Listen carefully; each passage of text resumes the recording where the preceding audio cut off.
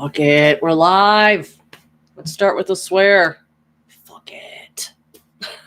Fuck. Oh, look, my camera going all over the place. Ooh. Okay.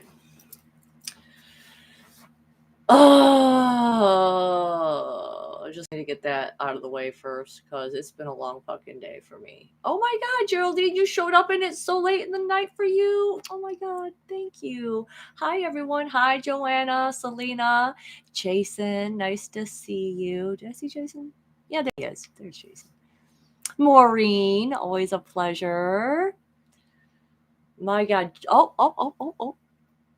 Julian, sorry, my eyes are not great when it comes to the chat. I need my second pair of reading glasses to put over. I mean, I really do my best, but I actually have this sitting a little bit back at the moment. So what's new with everyone? I've had a crazy week, but I'm going to start out with the good news, which for all of you guys who've been following me for a while. If you haven't been following me for a while and you just somehow managed to find this stream by the will of God himself, because how else would you find it? Please consider subscribing to my channel and hitting the like button. I really appreciate. Oh my God, is that Thesis? I thought I knew a friend who was named Thesis, but I don't know if you're the same one. Hold on. Wait, hold on. I have heard about that. He's talking about the pole shifting solar event. I have heard about that. Yes, that is something I'm aware of, and it's very terrifying, actually, to think that something like that could happen, but I'm just kind of like, living in the moment, dealing with what comes, So anyway, if you guys have been following me for a while, I'm going to get back to my good news real quick. You know that I was having some heart issues over this past summer, I guess you could say.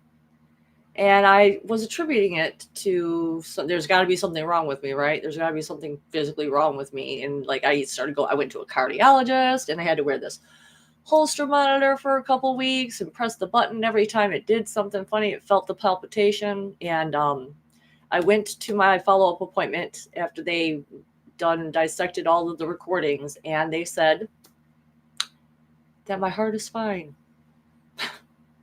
that it's normal, that whatever it was doing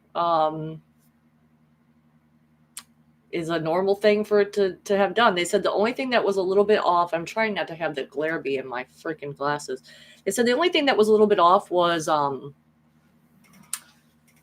there was some fluid around my heart, which at the time of the echocardiogram, it makes sense to me because I still had that really bad lung infection going on at the time that wasn't getting diagnosed properly. So I'm really, really grateful that my heart is okay. So I'm going to smoke as many cigarettes as I want. No, I'm kidding. I mean, I was going to do that regardless, but because, the more afraid I get and the more I think about letting go, I don't know how I'm going to do this. We just did a manifestation ritual, and part of what me and my girlfriends added into the whole thing was me quitting smoking, like letting go of substances that aren't good for us, right? So I'm hoping that did I say hello to White Swan? I did, right? I love you, White Swan. Anyway, it's Liz. So let's see, what else can I brief you on real quick before we get into everything? Oh, Brian! Oh wow, you showed up. Oh, I was kind of hoping you would. Oh gosh. Okay, so the cardiologist said everything was good. I am going back for another echocardiogram just to check on the fluid that was around my heart, which is really crazy because when I was doing body scans on myself back at the time, I could see that. I could see that there was like fluid around my heart somehow. And I was like, is that real? Am I seeing this correctly? That's part of why I've been doing a detox cleanse with chlorine dioxide, which you guys might have heard of during the COVID stuff. They basically made it sound like people are drinking toxic bleach, you know what I'm saying? When really it's been like a method to cure a lot of things because it's one of the strongest antibacterial, antiviral chemicals out there. And what it does is it just cleans the fluids if you, oh, and it cleans the fluids basically from the lymph. If you think of like your lymph system as like a tank, a fish tank, you know how it can get algae on it. Okay, and so the chlorine dioxide basically clears up that algae. It's like taking a scrubber and scrubbing it clean. So I'm still drinking it. I honestly think that's the only thing that really took care of that lung infection that I had for on and off over a year. And I'll tell you why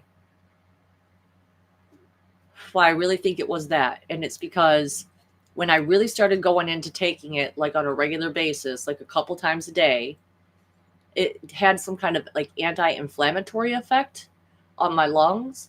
And there was at one point I literally felt a part of my lobe open up, and when I breathed out, it was like, you know how if someone smokes in a closed room and then they shut the door and they leave that there and it gets this stale smoke smell. That was literally what happened to me as I was drinking it. It was like something opened up and I literally was breathing out that stale smoke smell. So it was like the smoke got trapped in my lung and the inflammation was keeping it there. It was keeping it clogged. So, oh, hi, missing time 420. Nice to see you. Okay. Yes. Mm-hmm. I used that after I went to Peru to treat. Yeah, it's a very powerful chemical, and I honestly highly recommend it. It supposedly is able to cure cancers and stuff like that, but I'm not a medical professional, so please do not cite me as you know what I mean. Like you have to like give that warning statement out, right? Barry, nice to see you. Okay, so I have some things to talk about. Okay, first of all, the full moon that just passed.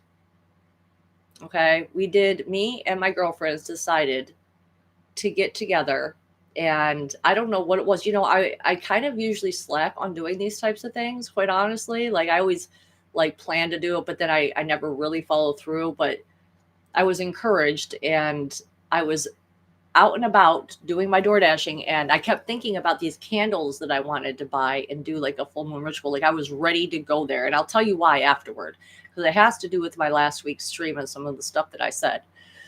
But there's this place that sells these Reiki charged candles that also have like essential oils in them and stuff like that. And so I decided I was outdoor dashing and I was making pretty good money. So I was in the area I go, that is where the store is. So I pulled over and I paused my dash for a minute and I went in and I bought the candles, and it was for love and manifesting a miracle, because I was actually going to buy one for money, but they didn't have the money one. And I knew I wanted to use two. So I got those candles and I told the girls, and I was like, okay, guys, we're doing this ritual tonight. Get ready, because they had asked me a week or so earlier, like, what is it that I have done specifically to manifest things? And it's been a while. Honestly, it had been a while since I had taken any physical measures to purposely manifest things. I would say, honestly, it had been since before I moved in with the ex-trucker that I was with for a while and had my dream home, right? That was the last time I had actually taken the time to physically do something which I call manifestation pages. Now, I have talked about these before, but I'm going to just mention it here again. Chris! Oh, so happy to see you guys. Yay! Oh, yes. So, I do something, or I came up with something a long time ago. Okay, when I first started realizing that, and I had like deprogrammed myself with the Course in Miracles, and I realized, you know what, like what could be the harm in asking for what I want, right? And so I already knew I had some type of ability from some of the other things that had happened to me earlier in my life, but it was very infrequent. Okay, like I'm pretty sure I know I've mentioned it here before. Like the first time I ever saw a verbal spell work was when I was 16 years old, and I had this boyfriend at the time who I was like madly in love with, but we rarely saw each other. And I don't think he was like super duper in love with me or anything at that point. And he was kind of like keeping one foot in, one foot out. And so he had told me that he was going to move to Ohio for the summer. And this, at this time, it absolutely devastated me because all I wanted was just to be with him and be together. And so, like I said, we would see each other like once a month, maybe twice a month. And so that night after he told me this and it hit me so hard, I went out on my porch. It was, I don't know, it had to have been past 1 a.m. or so. And I just sat, I remember just being on my porch, and I can still feel like the breeze and the wind and how it was going. And I just said to the universe, and I said to God, like, no, like, this is not what I want. I'll tell you exactly what I want. I said, God, I said, I deserve this. I said, if this man has any love in his heart for me at all, I want you to increase it tenfold. I said, I want him to immediately come over and tell me how much he loves me, and to be able to see him every single day, and every single day that's possible, basically. And I said, and if he ever lies to me, I want to find out about it. And the very next day, like I said, we'd only seen each other once a month, maybe, since we had started seeing each other. That it was a couple months at that point. And so it was very unusual for him to call me up the next morning, because we only ever even saw each other at night. He called me up the next morning. Okay. And he said, I need to come over and see you right now. I said, okay, I thought he was going to break up with me, honestly. And so he came over and he sat down on the couch with me and he said, I am in love with you. I don't know what I was thinking when I said that I would go to Ohio for the summer. Like, I want to be with you. I want to see you as much as I can. And from that day on, we saw each other every single day, except for one day, up until our parents eventually split us up, because his parents found out that I was pregnant, and, they were Muslim, and they were like, you're not going to be marrying this girl, like, basically he was meant to be married to like one of his cousins and everything like that. They already had like this arrangement and shit, which he eventually, I did find out, go through with. He did go through with it. Oh, hi there, Eric. Nice to see you. And so I knew back then that these things were possible. I knew that from not only that experience, but a few other experiences that I had, that there was some power in getting into a certain frequency or vibration of feeling, where you just say and you ask for something, and if it's God's will to have it done, it will be done, But flash forward now to after I have my soul brain walk-in, after I do the Course in Miracles, and I completely surrendered my will to God's will, to my higher self's will, and just said, God, like, I don't want any of my own things. I want you to use this vessel to do your work. I give you full permission to use this vessel to do your work. Give me your thoughts and feelings. Let me act on your behalf. I asked God for that. And sure enough, I really think he stepped up and he went into play. He took that sincerely. And so I came up with this ideal, and it was like, well, you know what? What if I just start asking for what I want in these what I call manifestation pages? Now, what I would do is I would get a page, a little tiny sheet of paper, and I would just ask for some things that I wanted, and I would roll it up, and then I would burn it. And sure enough, the things started happening, right? So I'm like, well, that's very interesting. And then I thought to myself, wait a second, because we're all a collective, right? The humanity and the earth, all of us here together, we're one being. We're one with the earth. We're born on this earth. And so I started thinking to myself, I started thinking bigger, and I thought, if I can manifest these little things for myself, then why can't I just do it for the whole world? Like, it just came to me, like, why don't I start asking for things for the whole world? And so I changed the format of my manifestation page. And so I would, on one side of the page, I would write everything that I wanted from in my own personal life. And then on the other side of the back side of the page, I would write everything that I want to see for humanity and for the earth. And I would roll it up and I would burn it.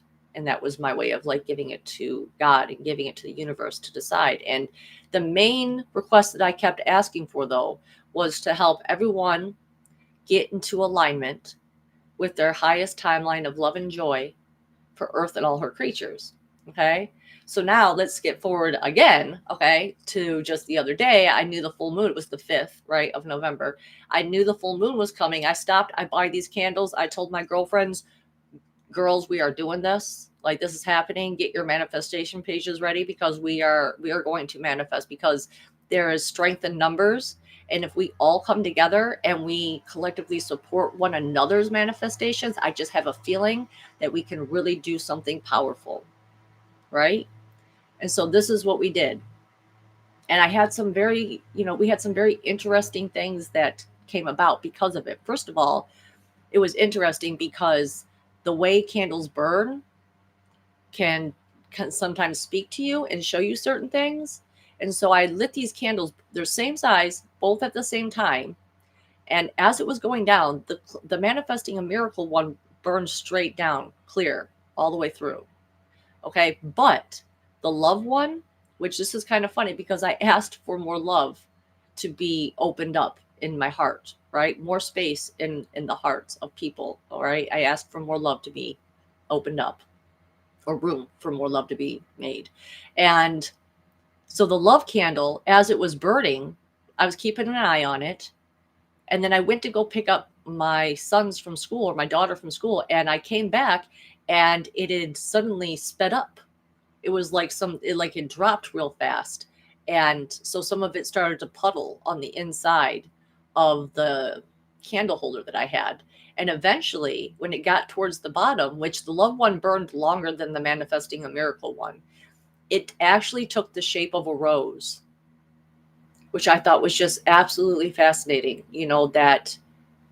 That it took that shape, and it would looked bigger. Like, that's the thing, is that it looked like it was the same amount of wax for both candles, but the love one actually got bigger. It like actually expanded, and it made the shape of a rose.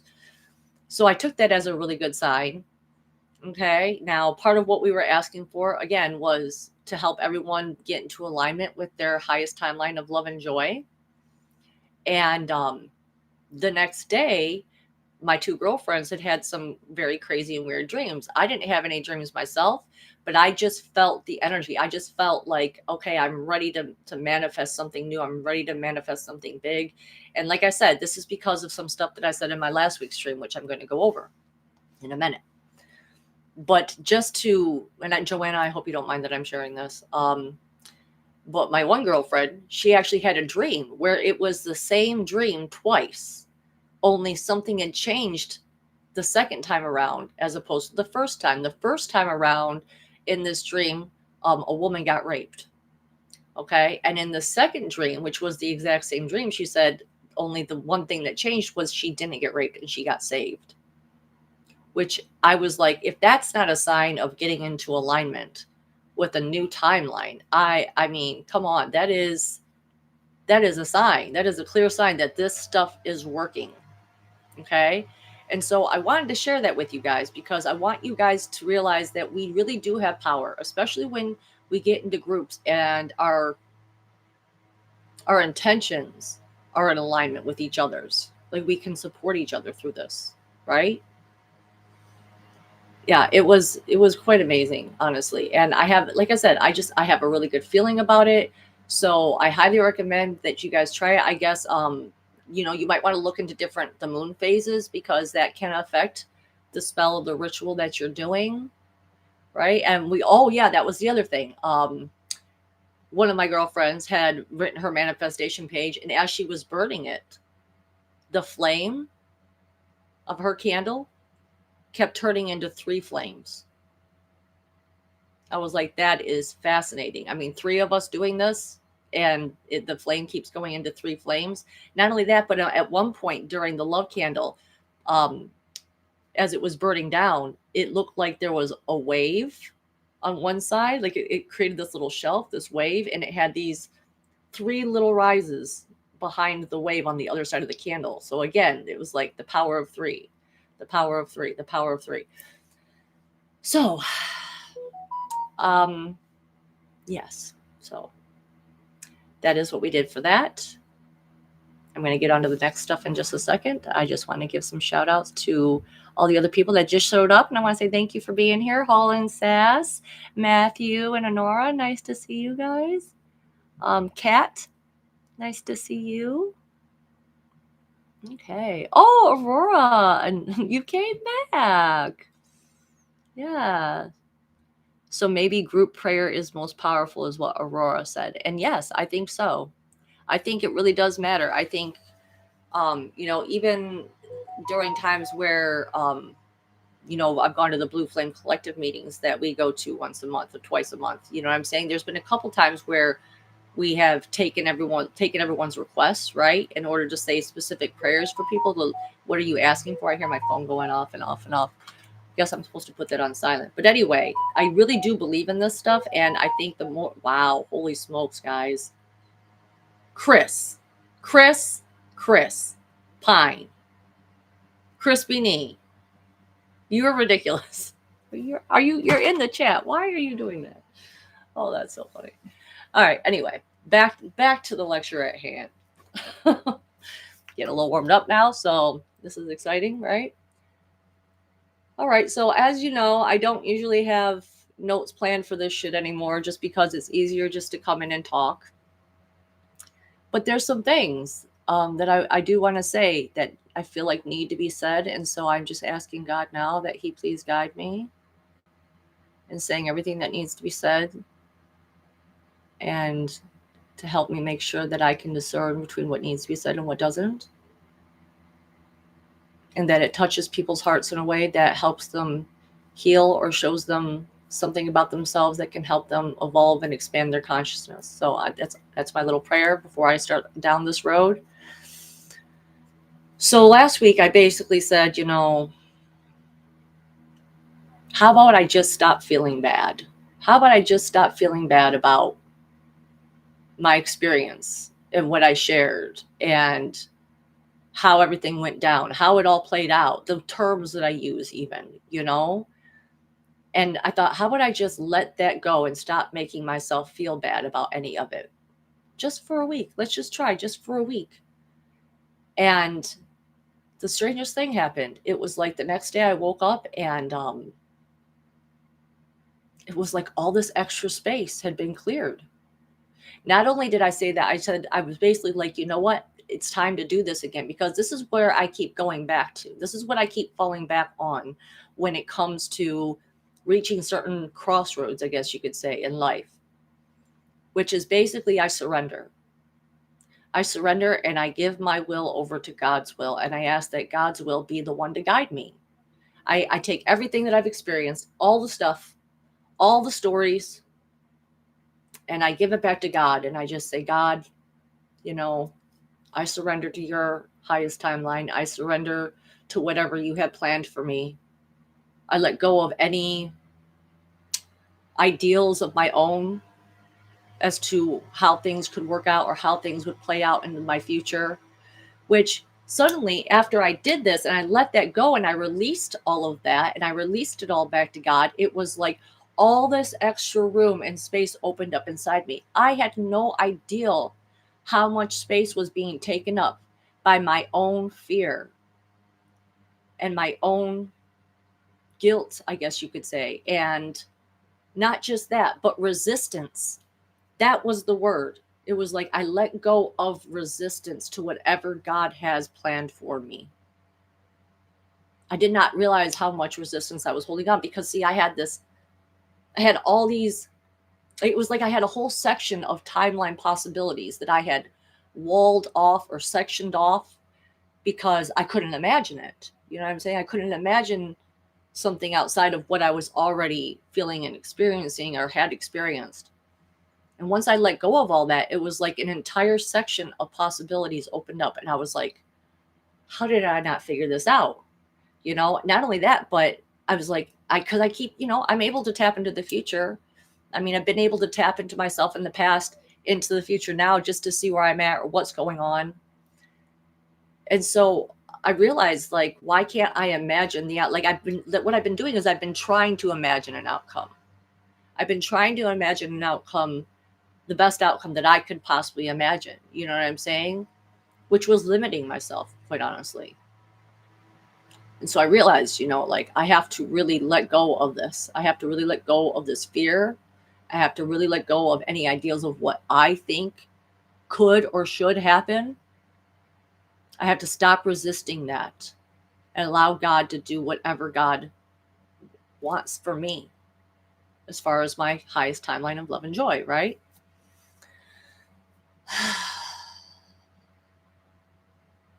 So yeah, it opened up all of this space, and then I realized too, I was like, well, why can't I, imagine what the outcome could be in the long run? And I realized that's part of what the manifestation that I've been doing this whole time, that was part of it, right? I mean, I told you guys last week, it was like I've been asking God for an ending or an outcome better than I can imagine. I literally use those words. That's what I've been using. Better than I can imagine. Better than I can imagine. So how am I going to be able to imagine it if that was part of the manifestation that I put into place for myself?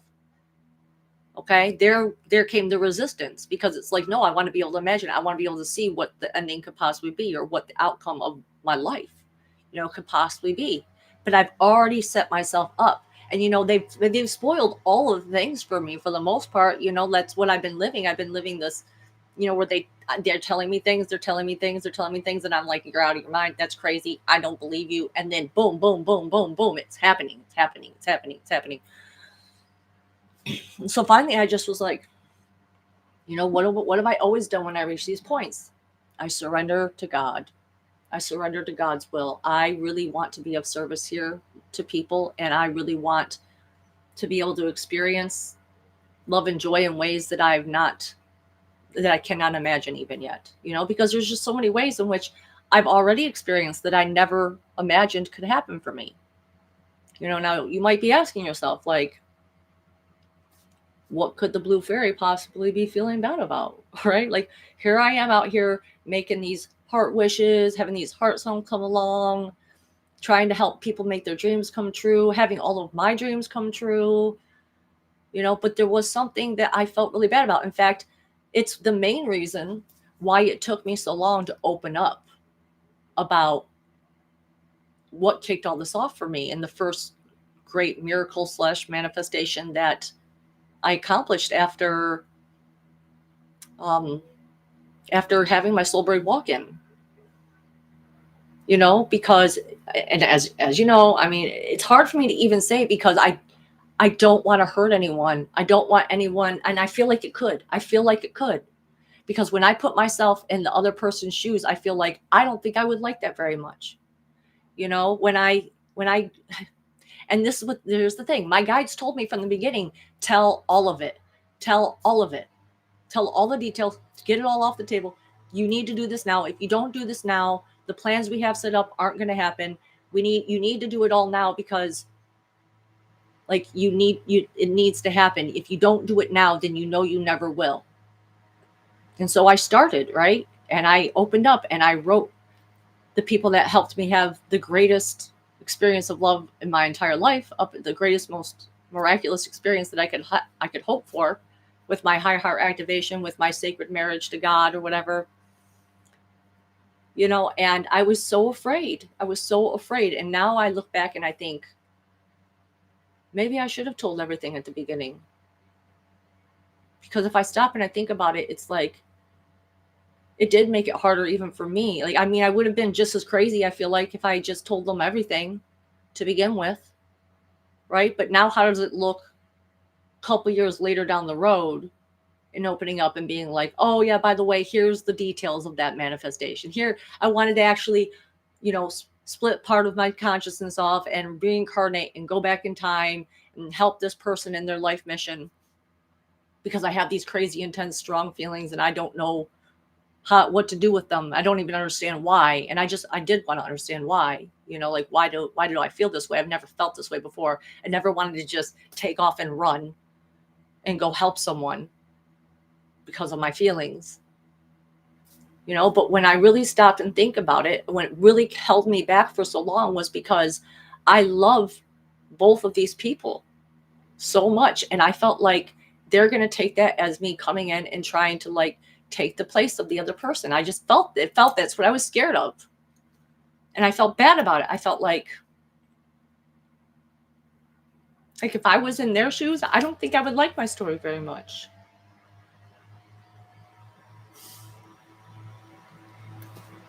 And I felt really bad about that.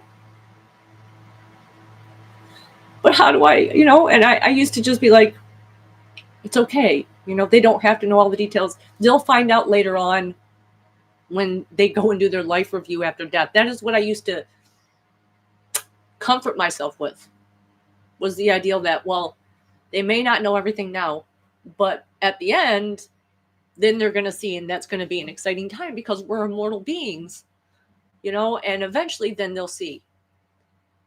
But then I started coming out here and I started sharing my story with everyone, and it was so hard to do without telling that part of it. And so that weighed on me.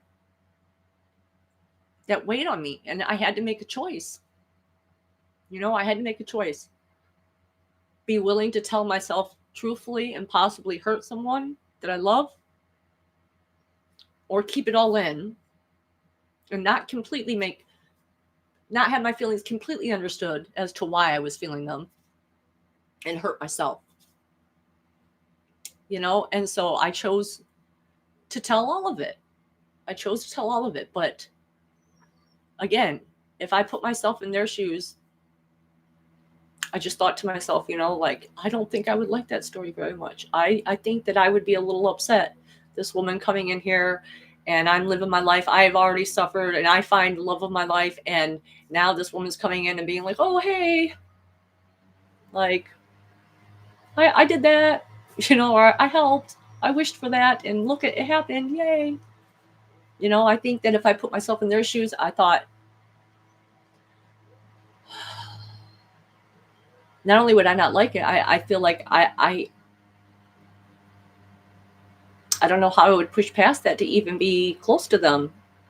But yet I was lucky enough that they did. And all I did was just keep holding on to hope that my intentions would be seen for what they really were.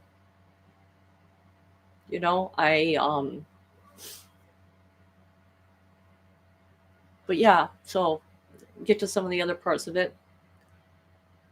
And here's part of the thing with the whole experience that I did have, with the feeling like basically our souls merged in some way, right? And I stopped, and then later on, Spirit told me like, oh, the reason you felt this way basically was because this person is your genetic equal, which is a twin flame, which I was like, holy shit. Well, that makes a lot more sense now as to why it would be different with this person than anyone else. That makes a whole lot of sense. And when I stopped and really think about all that, even, it's like, well, if what I'm saying is true, then shouldn't they understand the way I feel? Because shouldn't something like that have happened for them when they first came into contact with this person? Shouldn't she have felt like her souls merged? And the truth of the matter is that she did have an experience like that. You know what I'm saying? Like she did feel that way. And I'm grateful and I'm happy that she did, like, it's almost like, is this what happens when twin flames get together? Like it's just a natural occurrence, a spark that happens, and that missing part of yourself is fulfilled and completed now. You know what I'm saying? I think that's why I hate the word twin flame, quite honestly, because I feel like people have literally corrupted the fuck out of that word. But I know she felt that way. I know she experienced something that's similar to what I experienced. And I even know the date of it. And it's not hard for me to remember the date of it. Because for me, the day this all happened for me was the night of the ball on 3/14, basically. On March 14th, 3/14. And I thought to myself, that's crazy because that's my sister's birthday. The sister that I've never felt close to, the sister that's never really felt like a sister. That's my sister's birthday. And now it was overwritten. It was overwritten by this sacred marriage event that I experienced.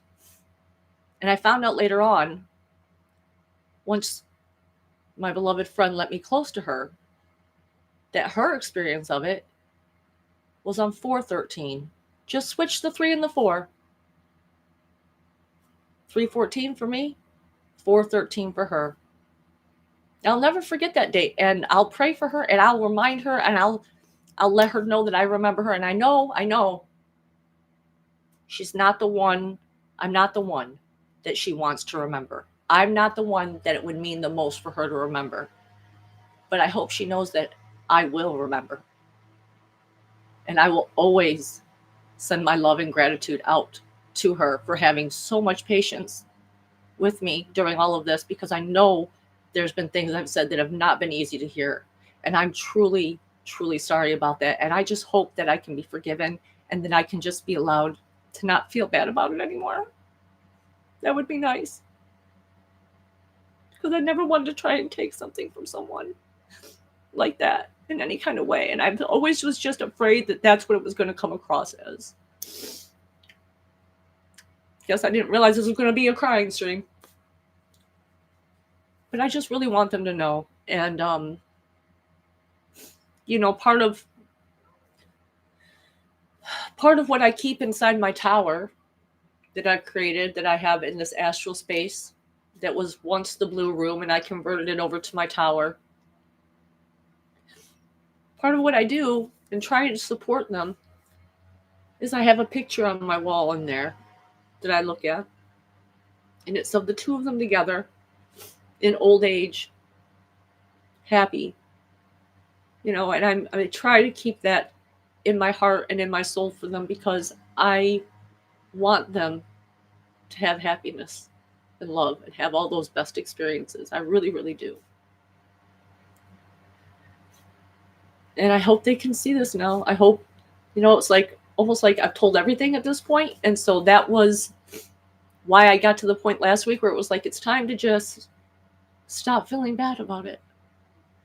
Like, it's like I said, like I kind of went on. Remember I said, it's not like I called it a marriage. I didn't know that's what was going to happen.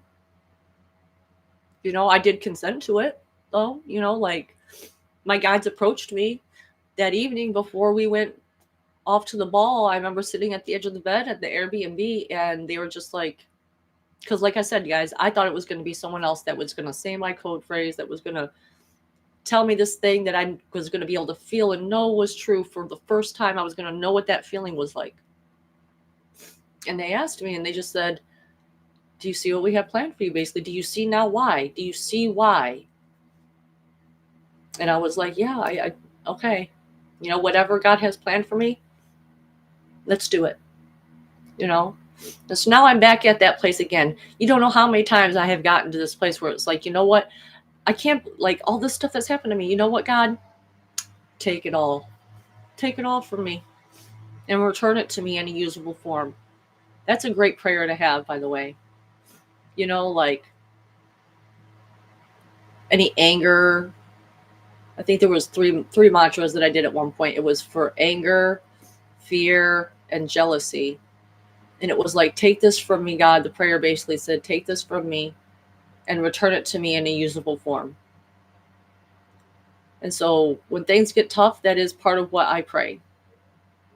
That God just helps guide me, because I have now cleared out this space. I have let go of resistance to whatever God has planned for me. And I guess in the long run, what I was probably, I feel like, always really hoping for was just that there would be enough space and room to have love for me too. But that's not a requirement. I've been so lucky and so blessed to have the experiences that I have had. And I know that there's more to feel and experience out there in the future. And I'm looking forward to that. So that's my little spiel on how feeling bad and feeling guilty about things really does take up way more space than you think inside your heart. Love the camera. I saw the camera go.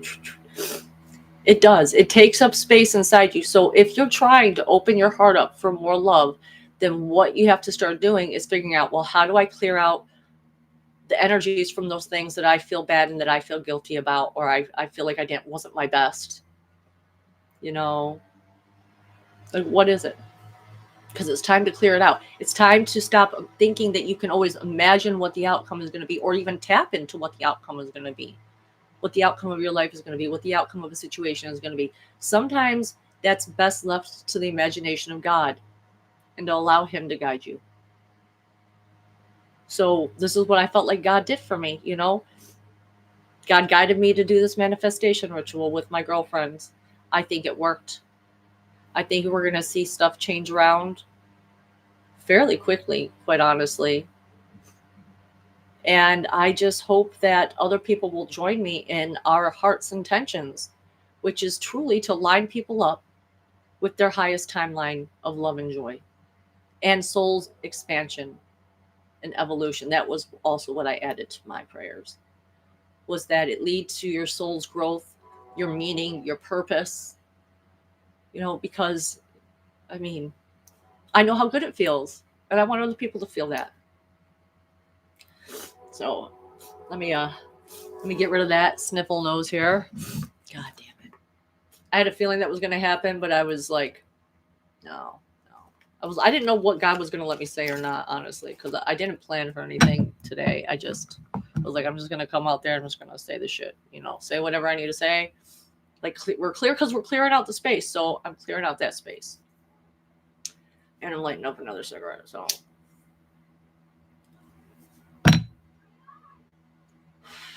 So I hope that made sense on some level for some of you out there. If it didn't, for other people, I'm sorry. I have an extensive and very detailed amount of lore that you have to go back and watch. Do you know what I'm saying? Like, I'm going to see what some of the people are. Hi, Victor. I missed you. Hi. Okay. Yes. Maybe it's not the destination that matters, but maybe it's the journey. It absolutely is. It absolutely is. And that's what I'm trying to do. I'm trying to live in the moment. And I'm just very happy to be out here being able to share it at all. You know what I'm saying?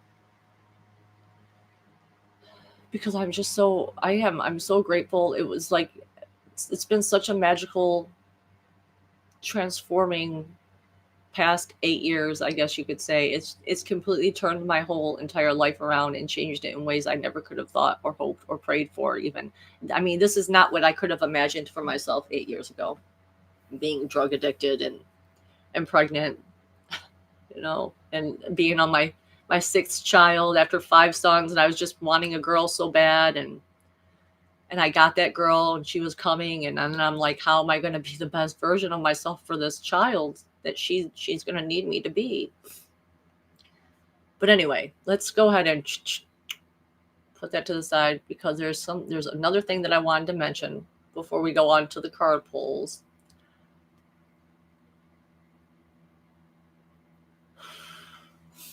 Okay, let me think. Oh wait, hold on. Wait. I thought I was going to read Aurora's comment too. Oh, she deleted it. You retracted it in the middle of me fucking reading it. Wow, girl. It was something about crying. Oh, wow. Hi, Maya. Nice to see you here. Girl, yeah, I'll be real with you. It's a lot. It's a lot. Oh, you didn't want to make me feel bad. It's okay. Oh, you're so sweet. You're so sweet. Yes. No, I'm not. I promise you, I'm not crying about dudes or trash. Not anymore, anyway. I kicked that one out. No, I absolutely love you. I adore you. So, but let's see. Is there anything else I wanted to mention? I did have kind of a crazy dream last night. Like, I don't have any shows that I want, like any movies or things that I have planned to talk about yet, because I've just been so into this manifestation ritual that I was doing, because it's the first time, like I said, I've done one since before I got my dream home, which, let me tell you, that manifestation page, I basically wrote down everything that I wanted, right? I said, God, I'm asking for a light at the end of the tunnel. I'm living with my ex here. It was, you know, it wasn't the worst, but it was like any time that I did anything that he got upset about, he would threaten to kick me out. And I was so tired of being threatened to be kicked out. And I was just like, God, I need help. I need a man that is willing to help me like move into my own house and have my own place, because I I was a stay-at-home mom and I didn't know what kind of job I was going to be able to have that would allow me to afford to live on my own. I didn't know a place that would be cheap enough and big enough for me to be able to afford to live on my own. And so this was the best plan that I could come up with, was I'm going to manifest someone to help me. And I did. And I'm not joking. In 2 days, this man that I had been talking to and been on a date with, he was like, I want to buy you a house. I'm going to buy you a home. And just to help you, no strings attached. Just want to do what's best. Oh yeah. Sorry, I just remembered something. And it fucking worked. But you know what? Some of the stuff that I added in there, it's like those things could only have been possible if someone wasn't exactly right inside. You know what I'm saying? If I wanted something real and authentic, it wasn't going to be in the ways that I was in the way that I asked for that manifestation to happen. So now that's why I was like, you know what? I'm going to be less detailed and I'm going to give more of it over to God and surrender to God's will. And I'm going to trust that God's going to guide me down that road, because he has thus far. He really has thus far. And I couldn't be more grateful for the road that he has led me down. And I saw me and Maya ran into each other today on Anchor Haven, Julia Anchor Haven's channel, where she did a card pull for me. And I just want to say, you guys, if you're not subscribed to Anchor Haven, highly recommend it. She does free readings and stuff like that. She has really good shows on there. She interviews people. The last one I watched of her was interviewing Matthew Morgan, and it was an absolutely fabulous episode. And there's for today, for me, I couldn't believe it. She pulled dragon cards, and the dragon card she got was a white dragon from Orion. And I thought, that is my dragon. I met my dragon. I'll tell you, I met my dragon in a dream once. In this dream ended up coming true, so to speak, in a way. In this dream, I was a moth woman. I was literally in my moth woman form, which was more of a light blue. I was like a light blue, like very white, light bluish kind of color. And I had laid these eggs, and they looked like these glowing blue orbs, like teal electric blue orbs. I laid these couple of eggs in this wooden library, a very old library, which I'm feeling like might have been the Akashic Records now. That's just me throwing that out there, but I could be totally wrong on anything, honestly. You really never know. But anyway, so I had this dream. I was my moth woman self. I laid these eggs that I called moon pearls, because they reminded me of the moon pearls in Adventure Time that one of the vampires laid. It was like she was literally called the Moon. That was her name. And so she would lay these eggs, and they were healing. They were healing things. And after I laid these eggs, I shouted out. I said, "Aurora, Aurora, come here!" And as I shouted that, this big giant white dragon came from around the corner, and it literally did look like a mix between the dragon from A Never-Ending Story and a dragon from Game of Thrones. Like, it had those big scary like teeth and everything like that, and it smiled at me. And I was like, oh, I loved my dragon, Aurora. And she was white and had like her scales were iridescent, though, like a very iridescent, beautiful color. And I put my hands on the side of her head, and together we guided her flame over top of these eggs, because that is how the eggs were going to be hatched, was through her flame. So yeah, I think I saw that you got the white one too. It was a different version of the white. But it was another white one. But I totally relate to that. Totally, she did really fantastic readings today. So I'm hoping that some of her good energy will rub off on me, because as you know, we are getting ready to pull cards tonight. This is what we're doing. I even took a little bit of a caffeine supplement, because I knew I get tired here towards the end of the night. And I hopefully got everything that I need, so that I don't actually have to get up from the chair at any point during the stream, You never know, like, I feel like I missed so much in the chat up above now. I feel kind of, I want to read that shit. But I do. I read them afterwards. So again, I just want to say thank you guys for being here for me. Thank you here for being a witness to my story and my life and my experience. And I hope that you'll continue to be a witness to my story. And yes, you can. You can, Chris. You can get a card pull. Yes. The cat hasn't come to the door yet. I got that bitch in here with me, so she can't do that. But she might scratch at the door to get out. But she seems pretty chill right now. As long as I keep my window open, she can climb up into it. Sorry, I'm talking to Victor. Victor said the cat hasn't scratched at the door yet. If you know anything about my streams, she does that. She likes to do that a lot. So let's pull the fortune cookie first, because I love my fortune cookies. And then we will start pulling the cards. Oh, I just felt like it was supposed to be this one. No, we're gonna. If it's meant to be that one, it'll come back. We're gonna really mix these bitches up. All right. On the count of 3, I'm about to just grab whichever one's in my hand. 1, 2, 3. All right. Here it is. Here it is. We are still going strong on the fortune cookies. Okay. All right, God. What does the collective need to hear? So this is for the collective. This is our fortune cookie collective message. Yes. It's a very intense experience. I'll just say that. Hold on, Jenna. Okay, I thought that was the name, but I couldn't. Again, my eyes aren't that great. I really need reading. I needed bifocals, and I refused to get bifocals. So now it's like, oh, you love my Facebook post. Oh my God, thank you. I do love posting on Facebook. I have a lot of fun.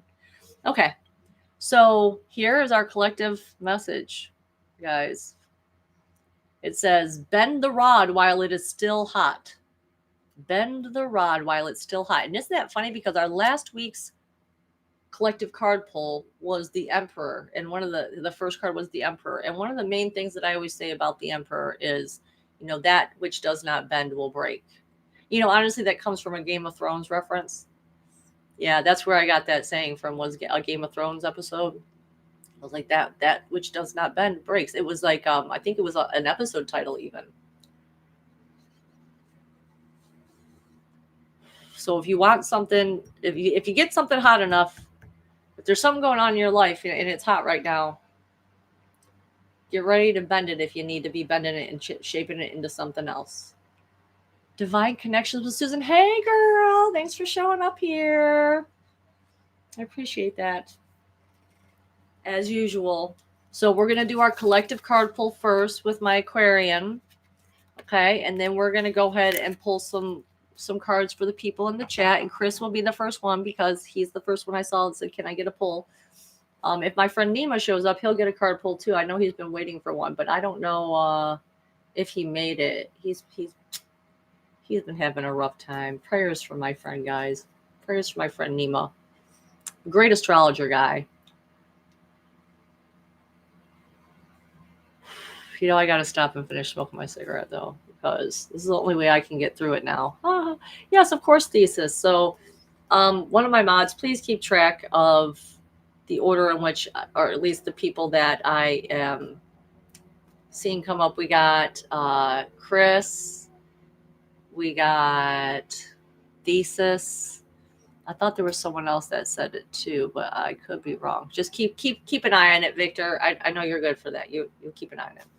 But let's do the collective card pull first.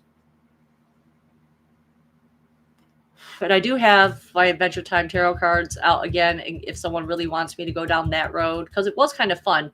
The only thing I struggle with that card deck is that it's just so thick and big and dense, and I'm just like, I have to do it in 2 separate piles, and I feel like I already shuffle so long that people aren't going to want to stay and wait for me to shuffle the energies to get them just right? But if you don't care and you want that, then Yes. Oh, Maureen. Okay. Yeah, you can too. Okay. So we're going to go until I can't go no more, until I don't have the energy. And if it might be a couple of people, that might be a lot of people, it might be a few people. I don't know yet, because once I get going, that is the only way that I know. I do have one of the items that is to summon me. Remember how we were talking about last week? What's the 3 items that if someone was going to summon you, what would be the 3 items that you would need to be summoned? And I remember I mentioned kratom, weed, and a cigarette. But what I didn't say was what type of kratom. There's so many different strains of kratom out there that it's like, so I'm not going to tell people what that's the thing I would keep secret, is I'm not going to tell people the actual strain that I use. So that way it has to be like, you have to actually like do some actual research and into my lore or who I am or whatnot to figure out, what kind I take, which I'm going to take some now because I haven't taken any in a while and I can feel my body starting to hurt. So this is what we're doing. Oh. We're summoning. All right. In the name of the one and infinite creator of love and light, I do humbly request that you please assist me in doing this reading for the collective and doing every reading that I do tonight. Please, I ask that Spirit give us the most important message that we need to hear now, and for everyone now and in the future that might be watching this. This is the message for you. I pray that it makes sense to people in their own way and that it is helpful and that it assists people.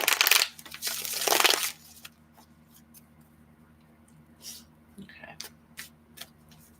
All right, so I'm just dropping everything off of myself because that's what I have to do in order to get into the right space energetically. Ooh, look at that. Things might be a little bit sticky for us this week, guys.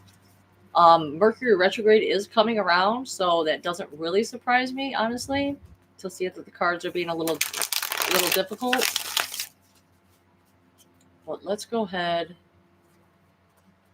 and also Unscripted Liberation Codes did a really great video today on the astrology that is currently going on. If you haven't taken a look at his stuff, definitely go check it out. It is a friend of mine named Mario Mahais. I don't know. I'm attempting to say his last name, but anyway, his channel is Unscripted Liberation Codes, and they're really good. They're always really good. He's always got really good posts, very interesting things to say.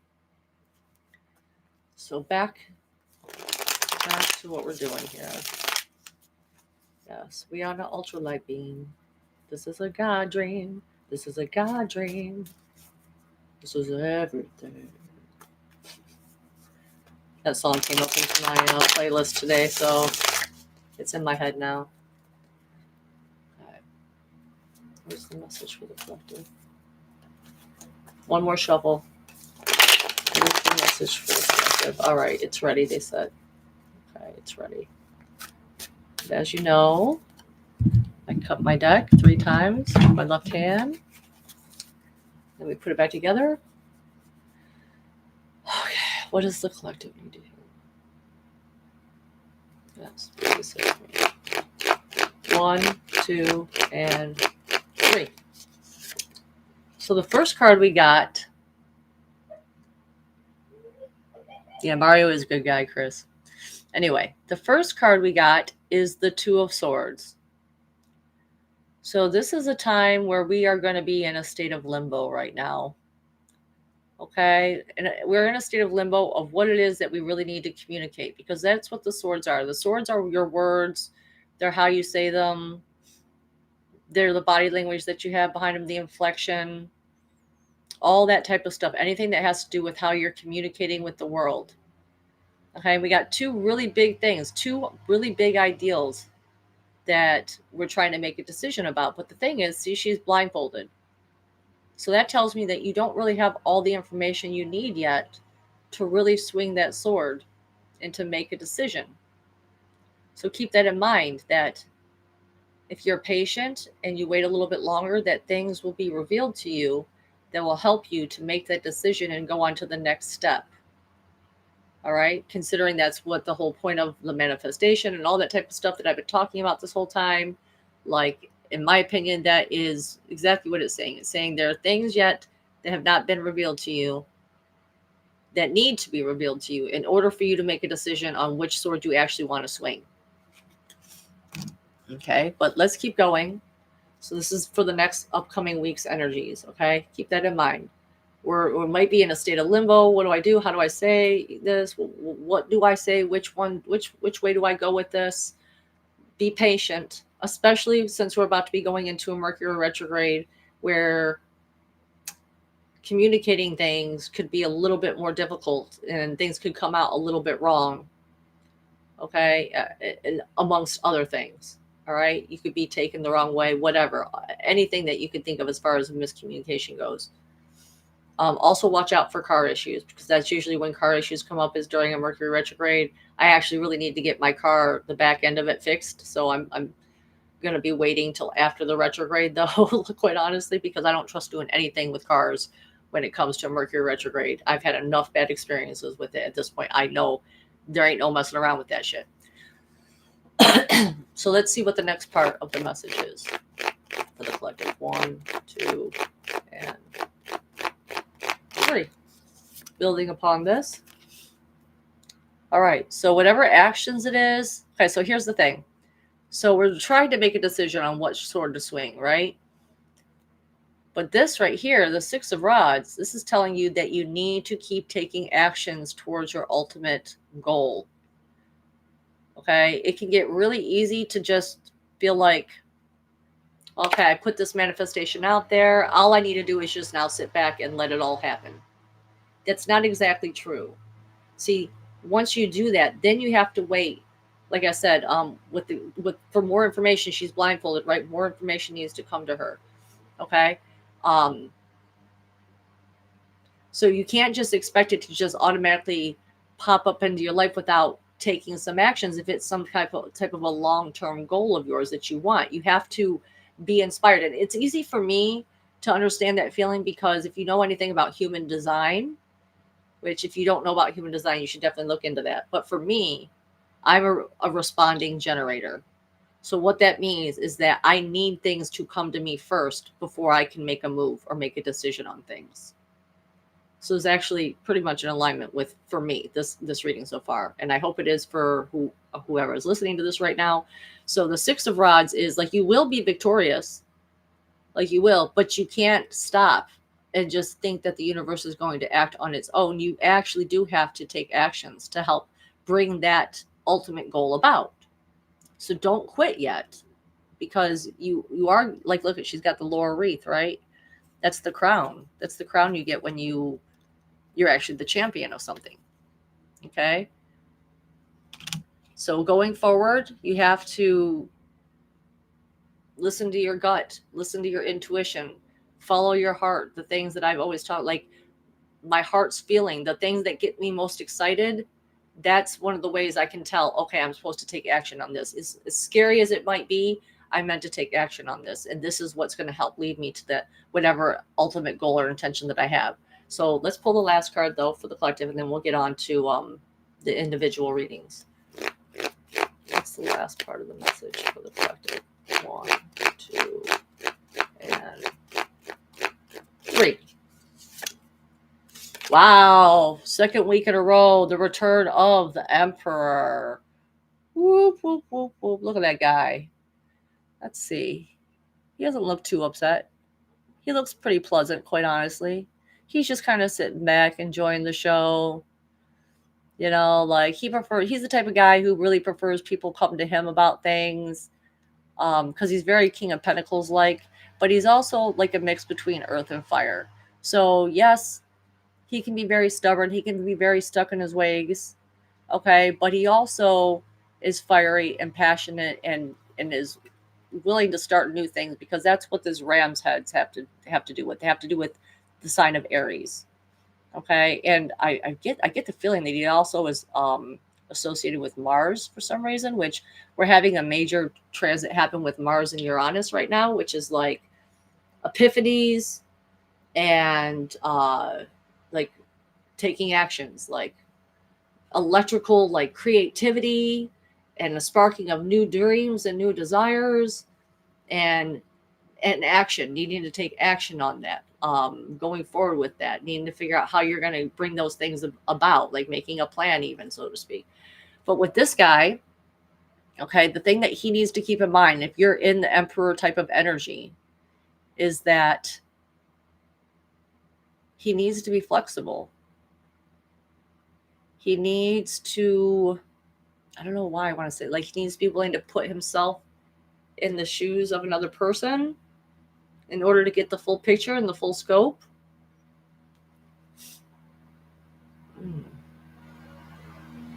Like, he can't keep doing the same ways, the same things. He's very similar to Empress energy. It's like the Empress, like, you can get stagnant. There's the word. It's like you can get stagnant if you do the same thing that you always do. It's like it's time to take a new action of some sort.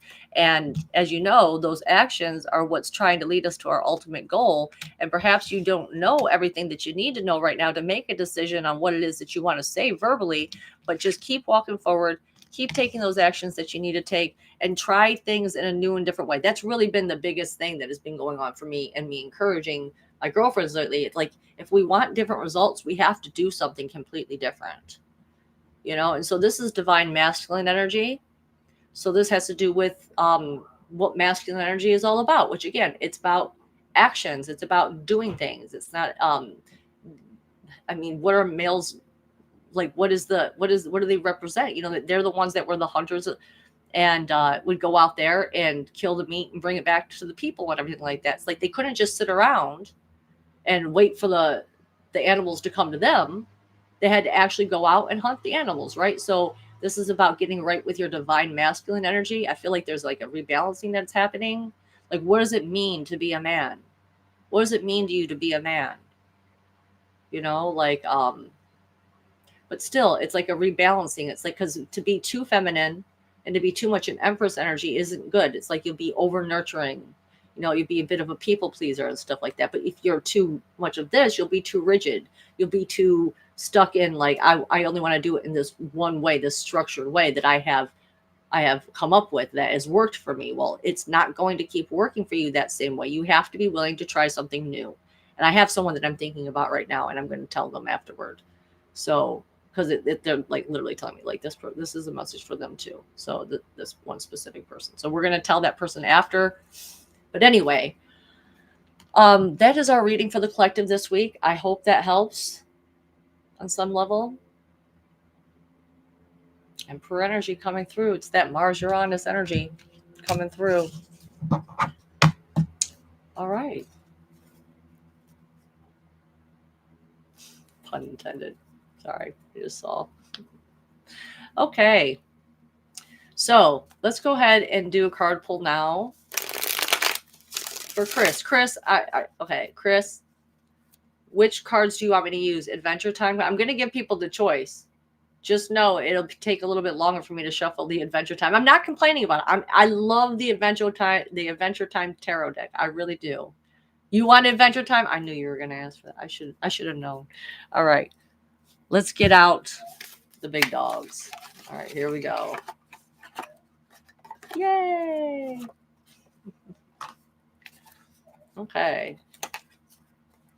I've been drinking a lot of water. I really hope that my bladder will be cooperative with me during the stream. So let's go ahead, and while I'm doing this, while I'm shuffling, I'll just tell you real quick that I got this amazing shiatsu massager thing that's heated, and I took it out for the first time today, and my daughter was just simply obsessed with it and basically stole it from me. And my cat Nia is absolutely terrified of it, and I don't really know why she's so terrified of it, but I'm just going to show you guys. This is what it looks like. And it's really fucking good because, as you know, my body hurts all the time. You get older, and the check engine light comes on as you get older.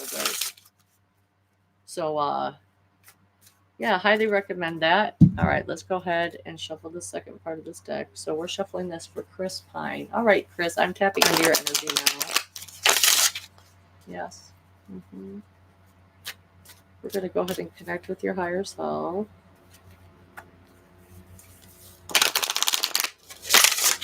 And I'm just asking that whatever message your higher self has for you, that it be shared with me tonight. And that it be clear and concise and make sense for you. We're almost ready. Like I said, I have to cut this a couple different ways, a couple different times. Okay, for Chris Pine. In the meantime, you guys can put what summoning items that you would require if people wanted to summon you in the future. Like, give you guys something to talk about while you're waiting for me to do my 1,000 card shuffle. Shuffle. Okay, for Chris Pine. All right, it's ready. Okay, cool. All right, for Chris Pine. You must be needing a message if you were going to be the first one to hop on there and be like, I need a card pull. All right, let's give you this card pull. Okay.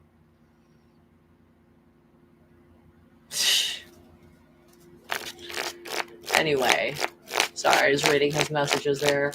He's a real joker too, let me tell you. This joker guy. All right, here we go for Chris. Chris Pine. 1, 2, and 3. All right, the first card we got for you, Chris, is the 8 of Coins, which is also known as Pentacles. And we got our guy on here. I'm getting heated up, so Spirit's definitely starting to work through me here, because that's what happens when you open up your energy centers to doing this stuff. Okay. So I like this character a lot. He's a good guy. Okay, the 8 of Pentacles, this is Abracadaniel. Okay, and he's a wizard from Magic City. And the only thing that he actually really liked to do magic with is good things. Okay, and it's with rainbows, as you can see. That's why he's making a rainbow. But he's new to it. So it's like he's just warming up. He's just starting to practice and really come into his own as a wizard. So the 8 of Pentacles is also about, hold on, I'm trying to imagine what my other cards look like. Yes, it's about creating the same thing over and over and over again, something real, something valuable. This makes sense with this character because that's what he was doing. He was just always practicing the same spell, which is just the rainbow spell. He was always just doing the rainbow spell. Now, here's the thing about this guy. Yes, he could do a spell and it worked. It always worked. It always made the same thing. That rainbow always came about. And if you're okay with that, just making the same thing over and over and over again, that's okay. That's it's real. What you're doing is real, but it's definitely, it's something that people aren't really going to necessarily know about you, that you put this much hard work and this much energy into creating these real things. And honestly, I'm thinking about your actual work, and what you do. You know what I'm saying? It's like, people wouldn't naturally be able to look at you and just know that, and you wouldn't be able to share with them like what it is that you do and all the amount of energy and effort that it goes into doing your job. And because just so you guys know, he's like a hardwood floors person, and I know that takes a lot of work to put in, and I know you do really beautiful work. So it's like, so this is the first energetic card that we have coming out for you. And it's that you're really putting in the work and you're really able to create that same thing over and over and over again. But let's see what else Spirit has to say for you for Chris Pine. 1, 2, and 3. All right, so the second card we got, did I flip these around? I did on accident. All right, so the next card we got is the 9 of Wands.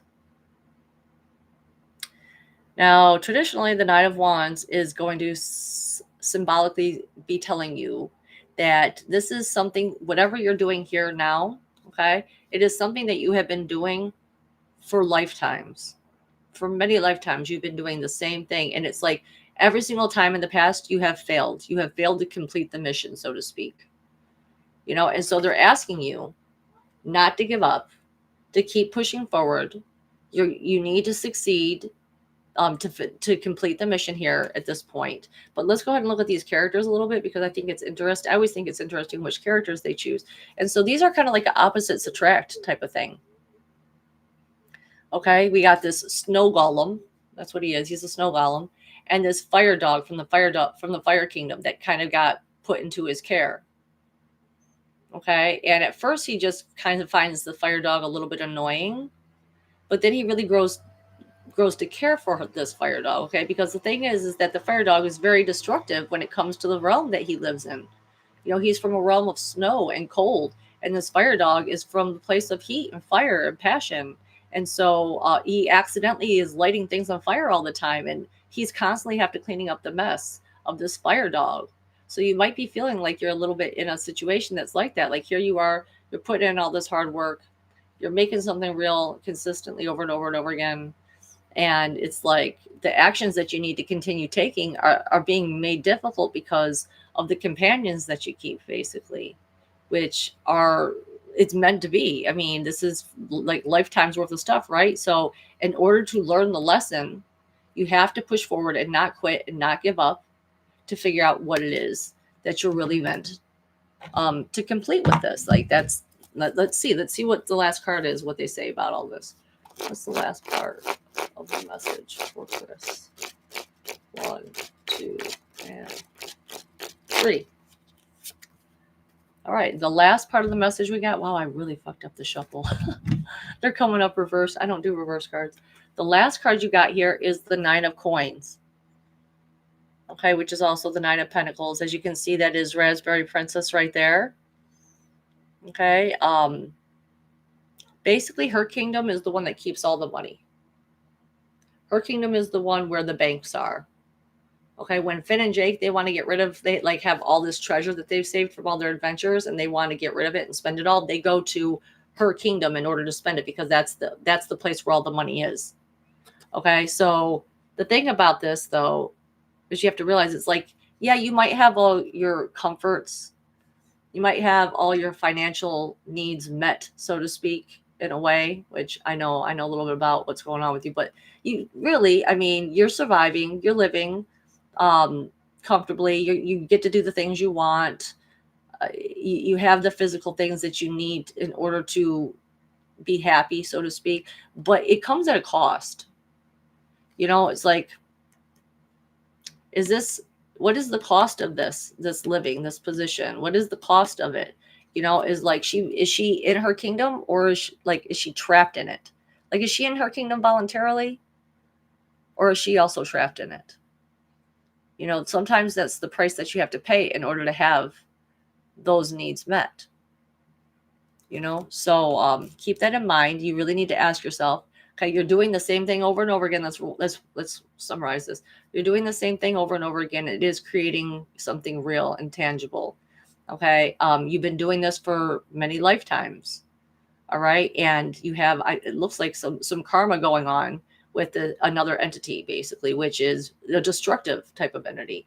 And now you really got to ask yourself, is like, yeah, I might have a roof over my head, so to speak, but what is the cost of that? What is that really costing me? You know, because there is a price that's paid that sometimes, like for me, when I was in my 9 of Coins situation, that was when I was living with my ex, who was the truck driver, and the cost was too high. The cost was my emotional stability and safety, my happiness. You know, like I had my dream home and all that type of stuff, but the cost was just much too high. That's not saying that it will be for you, but just so you know, like that is what the cards are saying.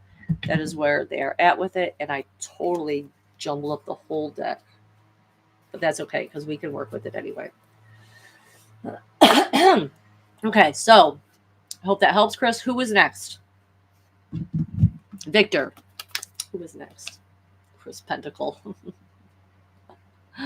Thesis. Okay.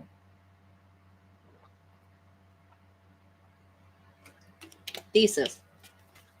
Are you the same Thesis that used to send me all your pictures on Facebook Messenger about the artwork that you did, about the solar flash and everything like that? I feel like that's you. I could be totally fucking wrong, but Yeah, I hope that is you. Anyway, if you're still here, Thesis, just please give me a little shout out in the chat whether you would want my regular card deck or you want an Adventure Time card deck. And I'll give you 5 seconds to decide. 5 seconds, that's right. Or 10 seconds, I guess, because I think that's the delay. That's how long the delay is. Yeah, I remember. And you used to play music? You play guitar and play songs? Yeah, very creative person. Mm-hmm. Yeah. Oh. Oh, my choice as far as the deck goes. Okay, you know what? Eeny, meeny, miny, mo, catch a tiger by the toe. If he hollers, let him go. Eeny, meeny, miny, mo. All right, we're doing another Adventure Time one, I guess. We're doing Adventure Time again. Even though I totally messed up the whole deck. I shuffled them wrong. So now there's a bunch of upside down ones. All right. For Thesis. Okay, I'm glad I could remember. We have a very unique name, you know. Thesis. Okay, 3 shuffles on this side. Now a couple shuffles with this part. The Thesis. Oh! Wow, the cards are just kind of splashing out all over here for a second. Explosive creativity, yes. For Thesis. Thank you for being here with us today. I really appreciate you showing up. Okay. It does take me just a minute to really get these cards shuffled. I just want to make sure we get Chris's energy out of there, you know? That troublemaker. Got to make sure all of his energy gets out of those cards. This is for Thesis. This is for Thesis. Okay. We got it. Yeah, we're ready. Okay. One more quick little go. Okay. Thesis, what would his higher self like to tell him? Okay. Here we go. Thesis. 1, 2, and 3. Okay, so the first card we got is, ooh, I love this card. This is a very positive card. This card came out a couple times for me today, actually. It's called the 6 of Swords. Okay, so when you get this card, maybe you feel a little bit lost. And that was the other thing I forgot to mention at the beginning of my stream. Now I remember. Crossing the abyss. This is what I forgot to mention. It felt like when I surrendered to any outcome that God wants for me, when I surrendered my will, right? It's like on the tree of life, when you're trying to reach total self-actualization, there's this part right before you get to the top, and it's called the abyss or the void.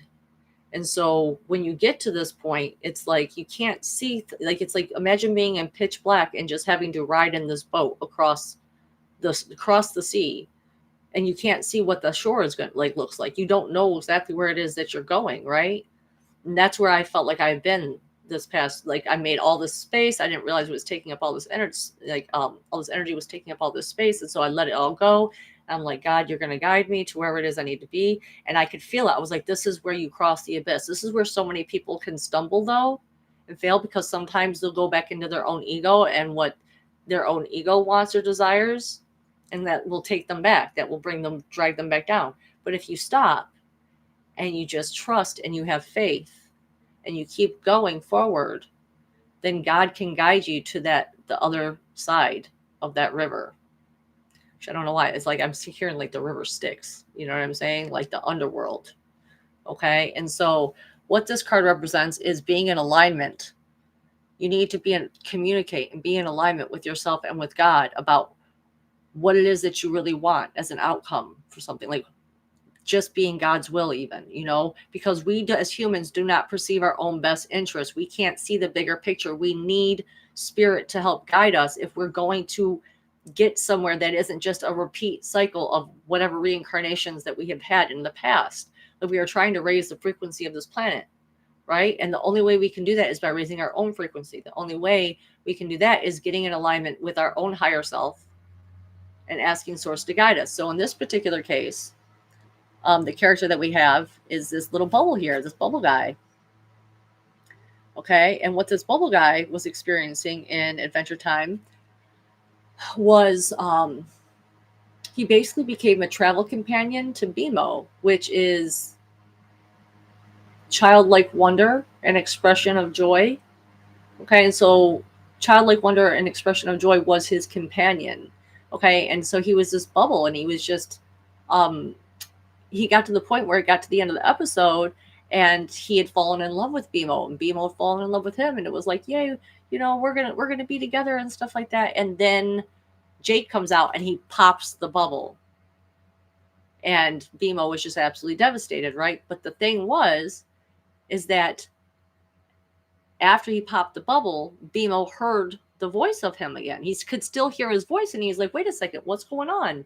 How can I still hear you? And he was like, because BMO, I had been trapped in that bubble for so long, I'd forgotten what I really was. I'm air.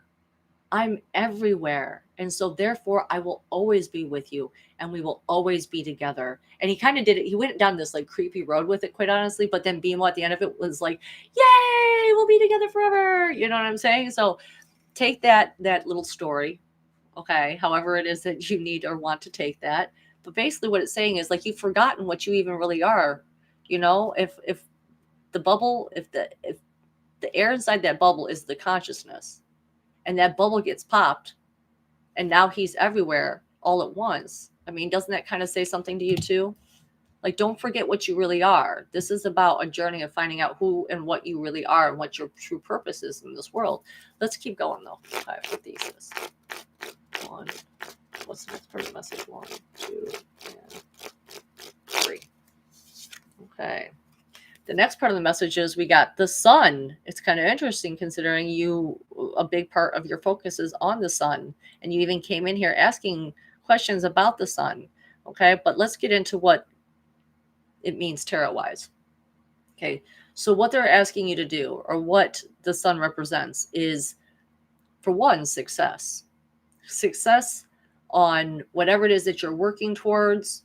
Seeds that have been planted are now being nurtured by the sun's light. Okay, so whatever seeds you have planted recently, okay, or whatever seeds you've, maybe not even recently, but there's been seeds that have been planted, and now the sunlight is shining upon them to nurture them and grow them. And we got the flame princess here. Okay, the flame princess didn't even know she was meant to be the ruler of her kingdom. It had been foretold in legend that her father was told basically that he would have a child that would one day overthrow him. And this king was a very jealous king. And so he would basically kill anyone or anything in order to keep control of the fire kingdom. But he just couldn't do that with his daughter. And so he kept her in this lantern above the throne for a very, very long time until she was rescued by Finn. Okay, so it turned out that and she did end up overthrowing him and becoming the ruler and becoming a great princess. Even after her and Finn broke up, like she became a really great ruler, very powerful ruler, and she kept all of her people happy and everything like that. So again, take that story symbolically for what you will when it comes to that. Like, if what you're doing is trying to find out who you really are and what your real purpose is here, well, you don't even know yet. You could be something, you are something very big and important. You have an important role here to play.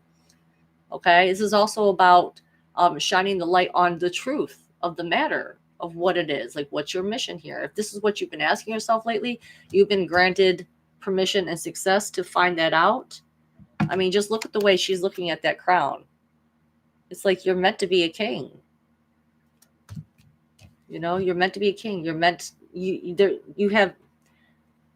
to be able to feel that connection to the divine in a way that allows you to feel that importance. Because too often we push that down, that feeling that way, because we feel like, oh, who am I? I'm just one human here. But every person is important. Every ensouled, immortal being here is a significant person in this Earth's history. You know, you have an important part to play, and you deserve to feel that way. Being connected to God will allow you to feel that way. And so let's keep going though. What's the last part? For thesis. Yeah. For thesis. 1, 2, and 3. Choo. Ooh, baby boy. Baby boy, why did you get this card? Okay, so there's something you have that's not exactly in alignment with something. Okay, so there's something that, an epiphany that needs to happen, that needs to come about, that has not exactly been pure. And it's not been pure in its, I don't want to say intentions towards you, but it's not been the right thing. Like you've been going down the wrong path, so to speak, possibly. And the only reason I say that, and I don't normally say this when it comes to the Tower card, like in the other deck, but the reason I say that is because of the character we got, which is the Lich. Okay, the Lich is actually the character that is pure evil. Okay, and so now he's got a hold of the hero. He's got a hold of his magical dog, and he's turning him upside down, and he's shaking him, and it looks like he's getting struck with a lightning bolt. So something needs to come down. Whatever is evil in your life, whatever is not serving your best, highest good, whatever is keeping you from knowing your true self, okay, and knowing what you're truly meant to do in this life, okay, it needs to be shaken up and it needs to be brought to an end. Okay, so have faith that God's going to show you that. I'm trying to see if there's anything else. It comes to these flames. Here we got the blue flames, the green flames behind you. Like I trust that it will be taken care of because good always overcomes evil. But there's something that has not been exactly forthcoming with their intentions about what you're meant to do in this life. And now I do remember some of what you used to do when we used to talk. So I'm just going to say, like, I do have some information about this. It's like, I mean, I don't even want to say his name. The CG, CG, the person. I'm pretty sure you were like working for him, right? In a way. And I don't think he really led you down the right path. I don't think he led you down a path that empowered you and allows you to really step up into your, like, it's like, you kind of put him on a pedestal. He needs to be taken off that pedestal. You need to be up there. Like, you need to make sure, like boost yourself up because you have talent, and you were meant for more than just serving under someone else's will, if that makes any sense. So anyway, I hope that helps, Thesis. I hope that wasn't too harsh. Okay. I hope that wasn't too harsh. Selena, that is BMO's friend Jerry, but that was an alternate timeline, and the only reason BMO called him Jerry is because that's just he's a kid and he gives everyone the name that he wants. But it was actually the Lich. It was BMO was in a timeline. Fiona traveled, okay, and with Simon Petrikov, right, the Ice King. They traveled to a timeline where the Lich actually got his wish, which was to exterminate all life.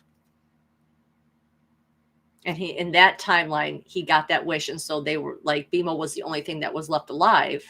And the only way they could get out of that parallel reality was through BMO sacrificing himself for them to use the remote control that was allowing them to switch between universes, parallel realities. So very good memory, though, Selena. Yay. Yes, I really hope that helps, Thesis. Really, I do. I'm sorry that the ending of it is like... Anyway. Hull and Sass is next. I see that. Okay. Hull and Sass. Adventure Time or Aquarian? That's the only question I have for you. Adventure Time or Aquarian? I'll give you the 5 second. Oh my God. Okay. Aquarian. Okay. Well, you know what? We're going to put that back for a second then.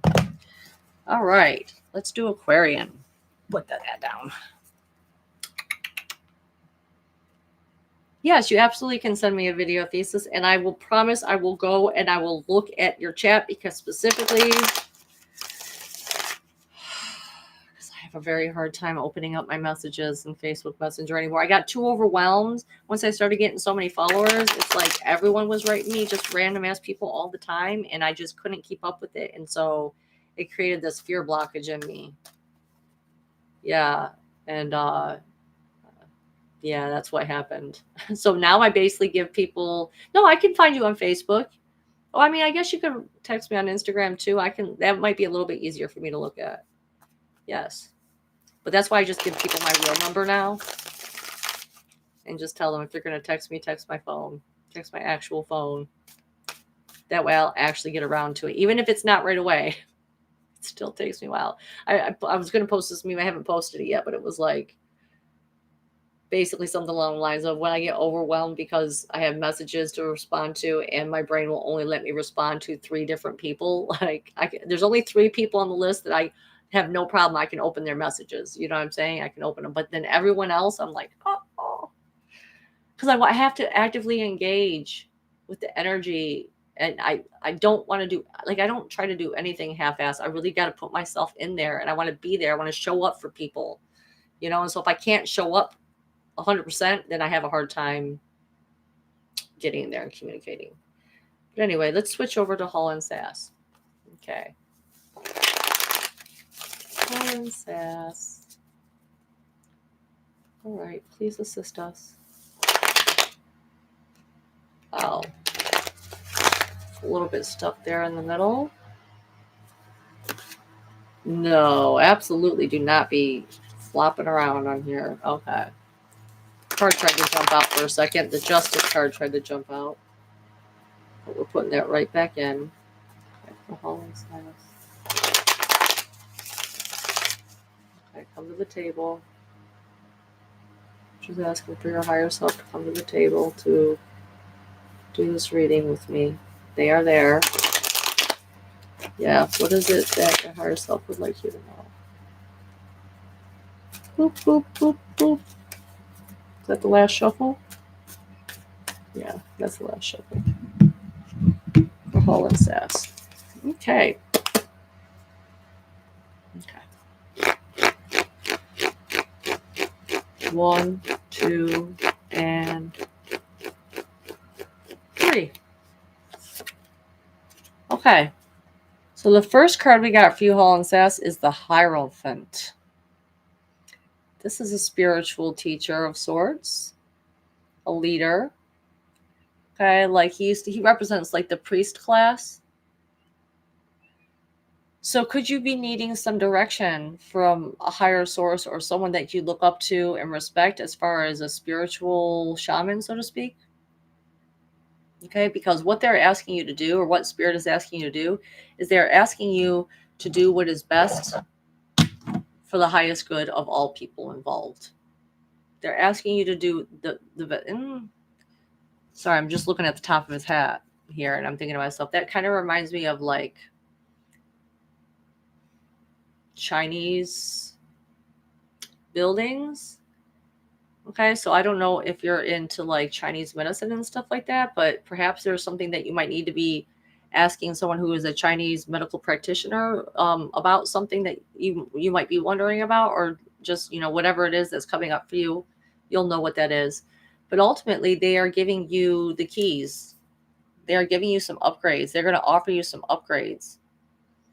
Okay, I really love that he has the keys with him. These keys are actually the keys to the Chariot, which is meant to, it's like your spirit and your ego get in alignment, and so therefore you can go fast, quickly to your next destination of whatever that is. But perhaps before you do that, you have to go and you have to do what is best for the highest good of all people involved, and that's what's going to give you the keys. Now, the other thing that the Hierophant can represent is like they're trying to guide you down the right path, but let's say you're not getting the message and you keep going. You're like, no, I want this one thing, and so I'm going to keep going down this one way. And then suddenly it's like it's these open doors, right? It's doors that you have to go in. Okay, I'm going to go down this path. That door is open, but you start to go to the next door and it's like it starts to close. Like the doors down to that road that you're trying to go down, they all start to close. So that is how the Hierophant will start to guide you. It will just dry up that opportunity to tell you, no, that's not what's actually meant for you. So look for signs that it's easy to get to where you want to go. Like with the keys, so to speak, into the chariot. It's like, if it's easy, if it feels easy, if it gets you excited and it's like, yes, this is what I want to create and this is what I want to do, follow that intuition, follow that, your gut feeling about that. Okay, because the Hierophant is literally going to be guiding you down that road. It's like a version of your higher self, even, you could look at it as. Okay, so let's pull the next card for Holy Sass, though. Let's see the message for Holy Sass. 1, 2, and 3. Okay, in order to know what it is that you really want to do, where it is that you actually plan and intend on going, you got 2 major arcana cards here. So this is like destiny, life path type of stuff. Okay, this isn't just like little choices that you can make on the time, like a choose your own adventure type book, where it's like the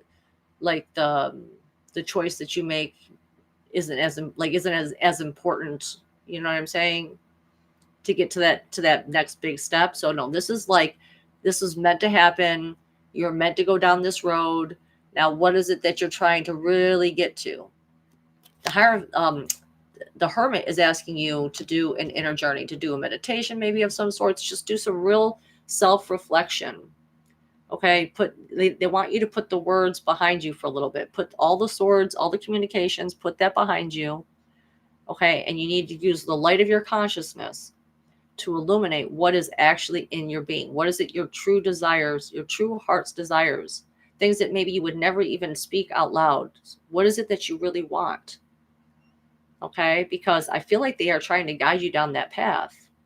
But how do you know what that path is if you don't know truly what's in your heart? And a lot of people, you'd be surprised, a lot of people haven't really done that work and haven't really looked thoroughly enough of what is even their, let's say they have a goal in mind, like what is even their intentions with that goal?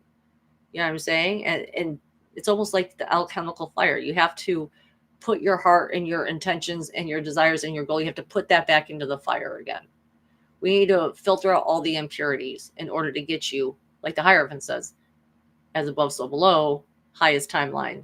Okay, like you're really going to have to do, it's an alchemical thing that's about to be happening. But you can't do that without putting the words aside for a minute.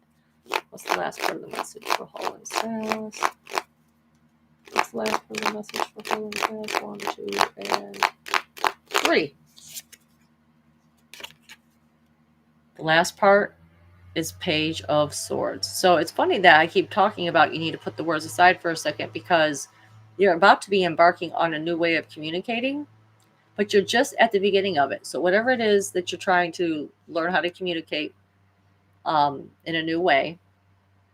Okay, this Page of Swords allows you, and here's the thing, pages, they're all about practice. Like you really have to be willing to put yourself out there and possibly be embarrassed. Okay, possibly say things that maybe I don't necessarily regret, but maybe you're like, damn, maybe I could have worded that better. You know, things of that nature. It's like they really want to help. The Page of Swords energy, they really want to help, and they want to help with their words. They want to verbally stand up and say things. But being a page is just the beginning. And so the thing you have to just watch out for is coming in too hot, too fast, and swinging that sword. Okay, and you could make a few heads roll, so to speak. Okay, so just really, they're really just asking you to be inquisitive about yourself. What is it that you really want? What is really best to be said for everyone, and to help guide you onto that timeline that you really want to accomplish, whatever goal it is that you have in your heart that you really want. How do you start communicating it in a way that starts to bring it about? Kind of, they're making me think of the way I talked about my manifestations, that it started with me just verbally saying things. Like I didn't even do manifestation pages at first. Before, it was just, I had this intention in my heart. Okay. And I just was like, God, I want this thing. Will you, like, I'm deserving of it. And that's the thing. You have to feel like you're worthy of it in order for it to even come about. And that's what's going to show you when it does come about. It's going to show you that you really did believe in it. And that's how you get in touch with the energy of what that feels like in order to be able to use that same energetic frequency to manifest that same thing. So you have to have some wins, you have to have some losses, some losses. You know what I'm saying? Like you have to keep trying in a way verbally to where it's like you're able to discern where you're coming from with what you asked for. I hope that really makes sense. Anyway, I try not to look at the chat while I'm doing this, but I really hope that makes sense. And I hope that you find what you're looking for, and I hope that you get into alignment with whatever it is that you're ultimately trying to get to. I mean, we got the Sun card again too, so you're going to be successful. However it is that you're going to be sharing yourself verbally, whatever it is you're going to be communicating. You know. So yes. Okay. All right. Going down the road here a little bit. All right, we got Maureen. Maureen. You're welcome, Holland Sass. Okay. That caffeine, let me tell you something. That caffeine drink that I drank before I got on, I will not be doing that again for next time. Oh, no, your phone died. Oh, no. Don't worry. You can, this is recorded. You'll be able to go back and see it. Hi, Gus. Yes, I love Gus. I saw some of your pictures today. All right, you know the question. You know the question, Maureen. Adventure Time or the aquarium? Clearer than that. Pop, pop.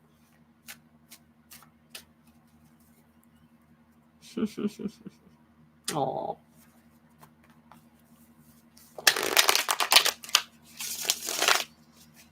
Mm-hmm. Well, thank you, Maya. I really appreciate that. Aquarian. Awesome. Thank you for picking the easier to shuffle deck. Even though I really love the cards, like I said, I really love the characters for the Adventure Time. But it is so much easier to shuffle these ones. My God, is it so much easier. Oh, my God. Okay, so here we go. Boom, boom. Yes. For Maureen. Just tapping into your energy now. Flow there. For Maureen.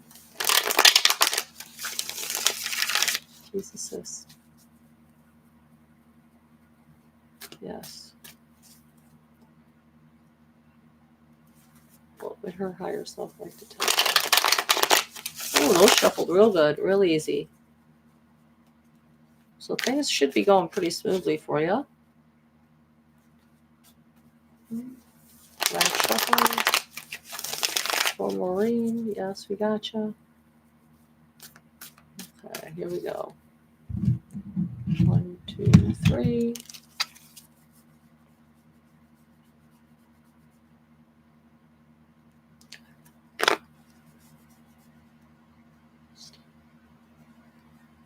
Okay. 1, 2, and 3. Boom. Okay.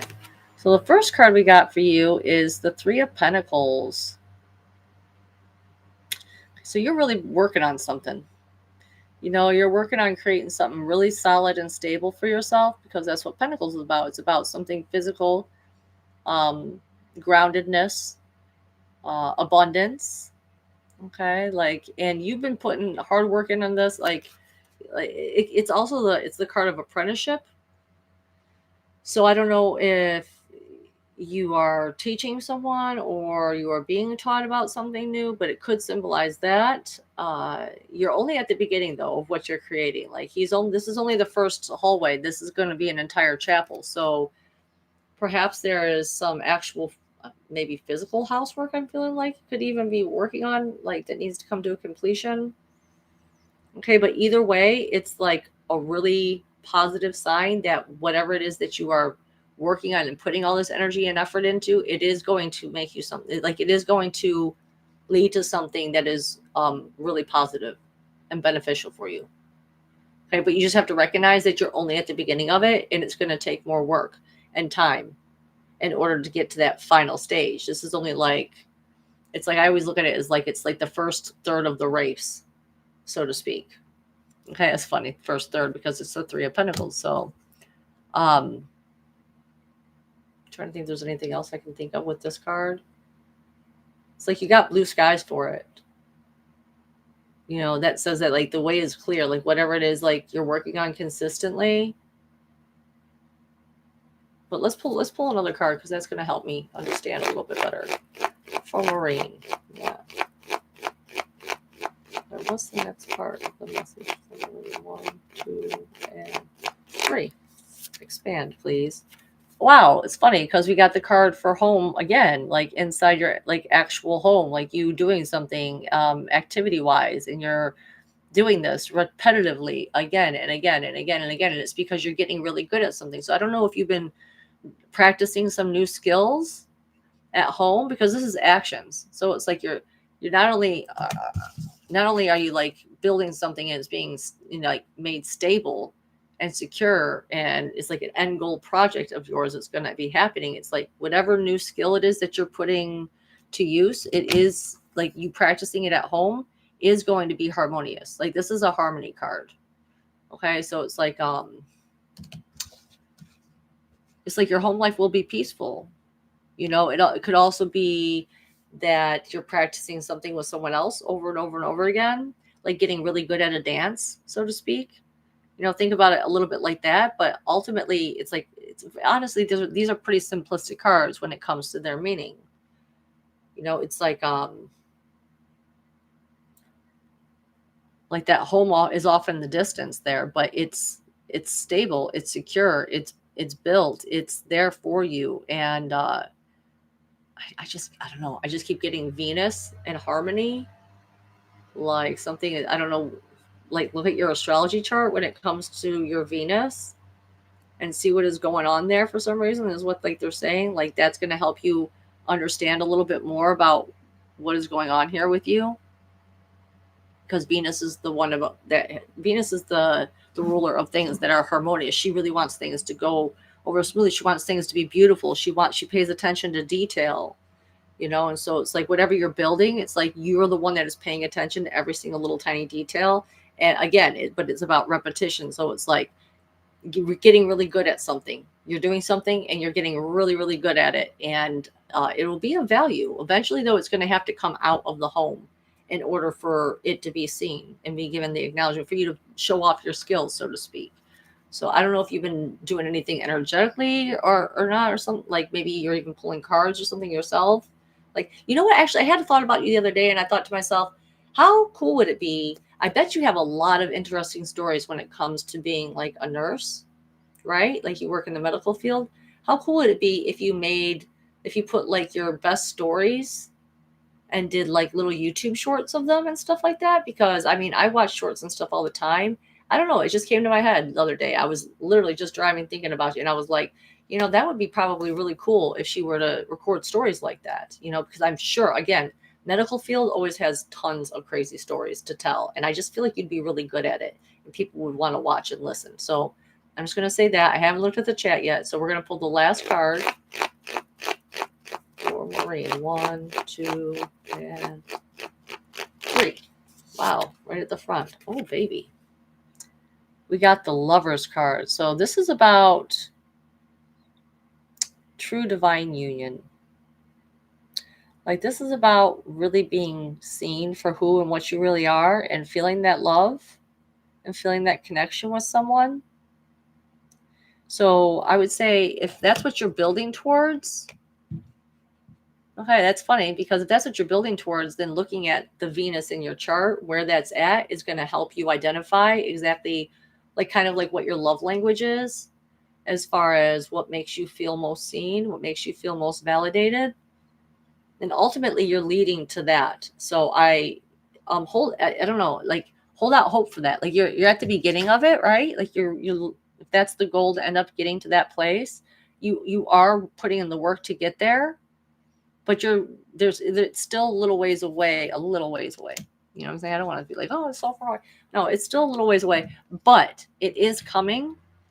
And if you see, like, you're really going to be seen. Like you're really going to be seen. And who knows, like maybe that could even be the whole YouTube channel thing. Maybe that could even be how someone finds you. You know what I'm saying? Really sharing yourself authentically with people and whatever it is that interests you. And like even with Gus and stuff like that, you could make it a YouTube channel about, you know, the life and adventures of Maureen and Gus. You know, like I don't know. That's that's what I have for you.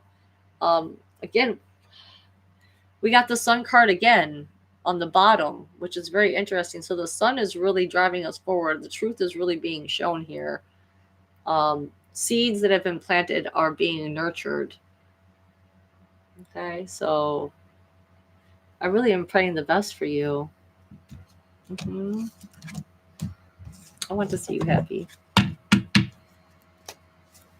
I hope that helps, Maureen. I love you, girl. Mm-hmm. Hope to see you at the next conference, of course. All right, Divine Connections with Susan is next. Okay. All right. Helena Blavatsky. Sorry, I just saw someone write that. Helena Petrovina Blavatsky. You know, they used to say that name to me, my spirit guides, before I even knew who she was. They used to say her name to me. Oh, she says her Venus is in Aquarius in the first house. Holy smokes, that's a powerful character you got going on there. Venus in Aquarius. I love Aquarian energy. That's my 7th house. So that makes a lot of sense. It's like you want, it's like you. Aquarius is like the ultimate humanitarian. It makes sense why you'd be a nurse, you know, being in Aquarius house. But that's your first house, so it's like your defining trait again. So it makes sense why you would be a nurse. So you're going to be, let's see, Venus. So like you want someone to be just as bold as you are, so to speak, but they got to be weird like you. That's the thing, because Aquarian energy is like the weird stuff, like people like aliens and all that stuff that's outside of known stuff, right? Outside of our normal knowledge base, so to speak. Like, okay, anyway, I'm not going to go too far down that astrology timeline. We can look it up later. But yeah, that's really fascinating. You should record your nursing stories. Absolutely. I want to watch those nursing stories. I want to hear, you know, as a midwife, I have a lot of cool stories too when it comes to that stuff. And people would listen. Okay. Wait, what? Oh, you played gong at the Theosophical Society? Wow. Why is Helena Blavatsky coming up? I know she founded that. Yeah. She is really, yeah. Very interesting lady, very interesting character. And like I said, before I ever knew who she was, my guides were saying shit to me about her. They just kept saying, after my daughter was born, they just kept saying that name. They just kept saying Helena Petrovina Blavatsky. That's what they kept saying. I was like, oh, I was like, who's that? Later on, I saw a whole Edge of Wonder episode on her, and I was like, oh shit. I was like, oh wow. She is someone special, huh? I think I remember checking in more to her her actual ideals, which was basically like going toward her. Wasn't it her ideal that going towards the light was a trap? Which I know that can spark some controversy just even mentioning that, because, you know, if Barry Littleton is still in the chat somewhere, he will be like, I'm sure he'd be cracking up because he's like, people are ridiculous when it comes to don't go to the light, it's a trap. Because he's done all these hypnoses, right, where people have like gone to the light and they have all these beautiful experiences, but he's like, don't fall for that trap. But I feel like she was one of the people that started that whole thing. Helena Blavatsky, she was the one who was teaching that going to the light was a trap, like something to do with the, I'm like being really vague, but I've just been recently studying Gnosticism and all the different things that they believe. It's been quite fascinating. But anyway, let's get on to Susan. Susan, I hope you don't mind, but I'm just going to straight up do the Aquarian deck for you, lady. I don't feel like you'd really care if I did the Adventure Time one, but so Susan, you're next. And I think, how long has it been? I think I might call it after that, guys. I think I might call it. So unless there's someone really, really needing a reading out there, like, then definitely go ahead and say it. Mm-hmm. Mm-hmm. Okay. Awesome. Okay, I'm glad it works for you, Susan. Tuning into your energy now. Yes. Mm-hmm. Sorry you've been going through such crazy times lately. Let's see if any of that's going to be resolved, right? Let's see if the cards might say something about that. But either way, they're getting it teed up. I hear them. They're getting it teed up. Susan has one of the best laughs, by the way. There are a couple people out there in the world that have really good laughs. I can name 3 right off the top of my head. Barry Littleton, Susan, and there's one other person, Scott Savoy. Scott, you can hear them laugh from. It's like gosh, I almost want to be really cheesy. It's like when they laugh, it's like when they laugh, like fairies and stuff surround them and come around them because they enjoy that laughter. It almost bursts. It births like pixies and stuff like that because of their energy and the type of being that they actually are. I can definitely sense your fae, Susan. I know you already know that, but I can sense it right now as I'm tapping into your energy. So that's really beautiful. Oh yeah, yeah. I can't say the name of it. It's like Tun Duluth or something like that, right? Yeah, you're definitely from that. Yeah, and they come around you. Let's see. All right, so let's see what they have to say. Let's see what your higher self has to say. Wow, they are really flooding in some images now.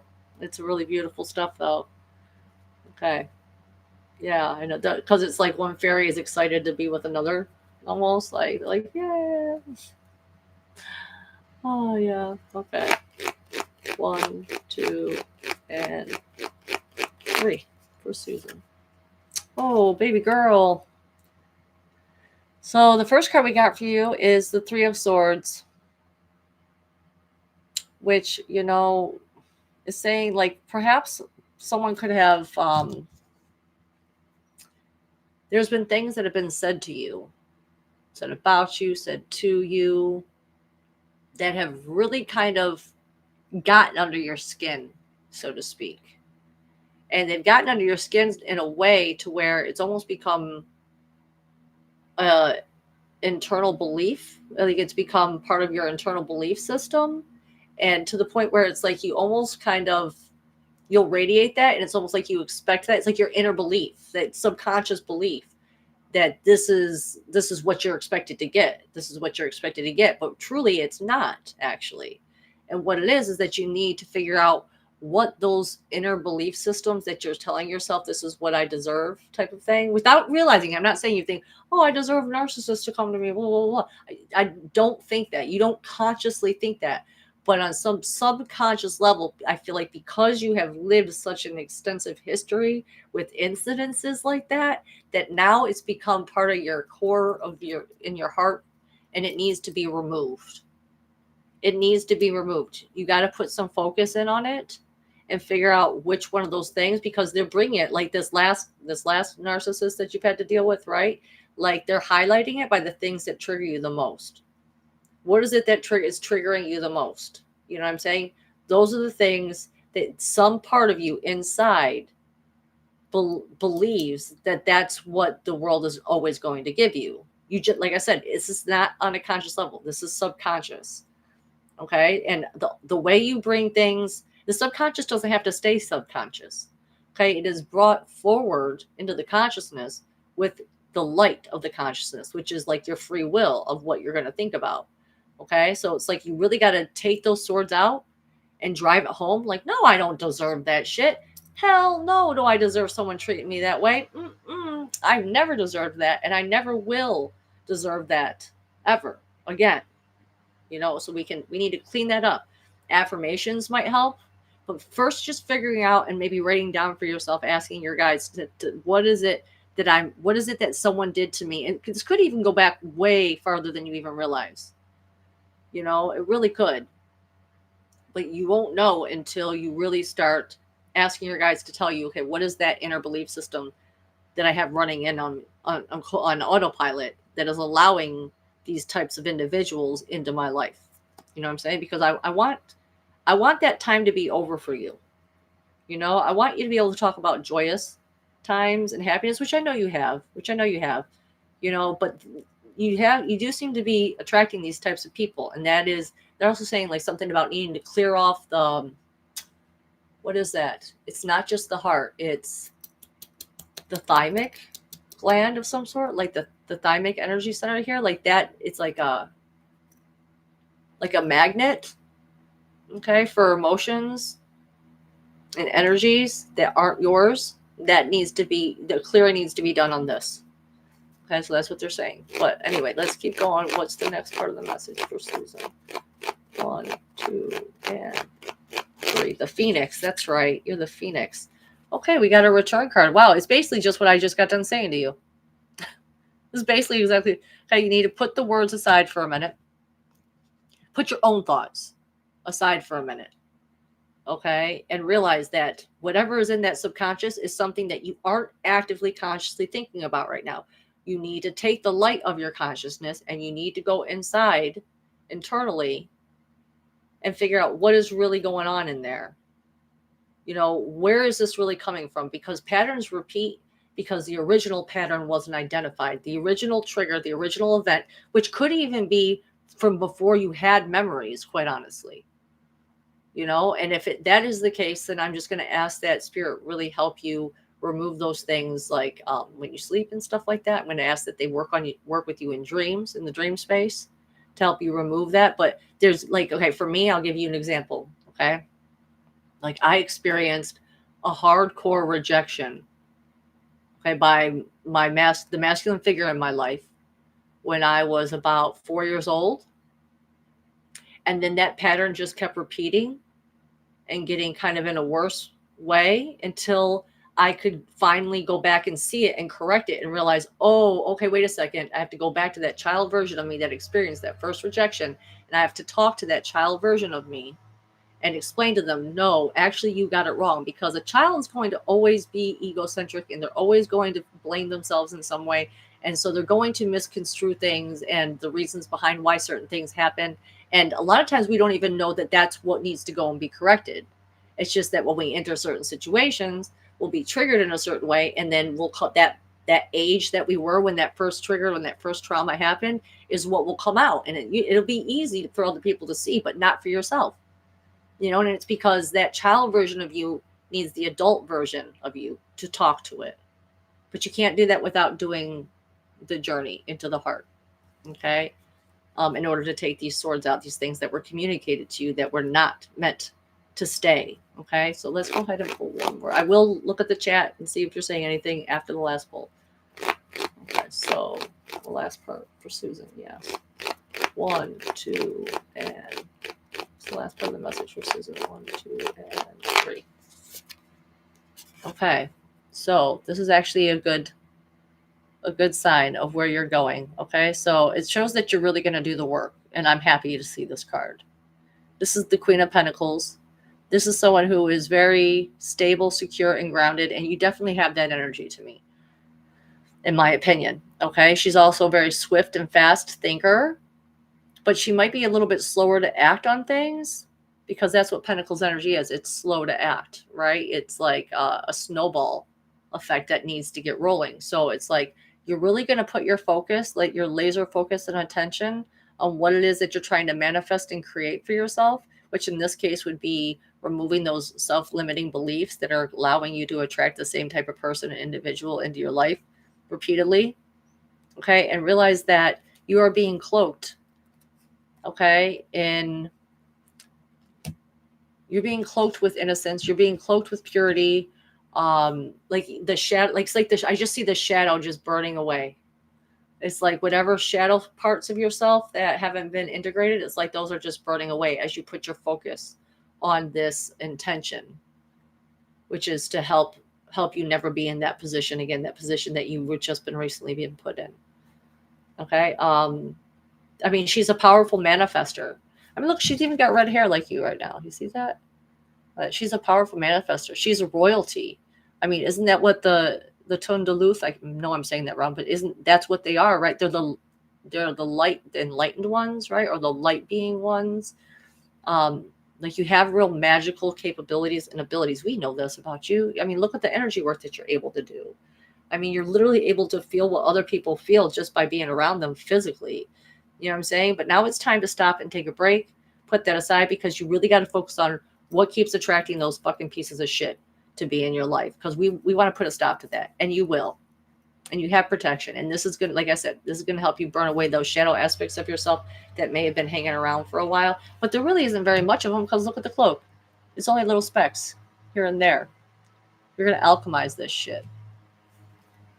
Okay. I peeked at the bottom card, but there you go. Okay, there's the word, guys. Just so you know, the shining ones. Yes, there we go. You're definitely a shining one, Susan. Okay. Yes, you need to clear that stank energy for sure.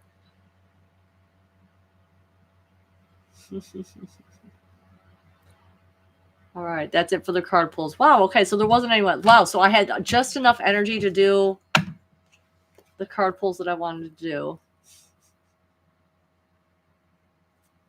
Oh, you wanted one, Selena?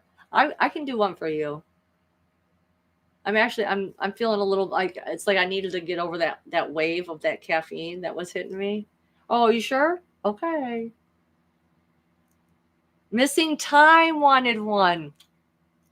Missing Time wanted one. Jason, hello. Okay, we got that.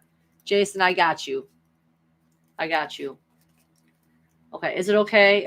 Which one? No, it's okay. Selena, I mess up in the chat all the time because there's that delay. So, and it happens for me when I'm in other people's chats, and I always get so embarrassed, because I'll say something and I'll not realize, oh, wait a second, that's going to come out like 10 seconds later. And so now if it's not specific enough, now they're thinking I'm commenting to like the thing that they just said. And so then it comes out a little funky and it's like, and I'm embarrassed. And I'm like, oh God.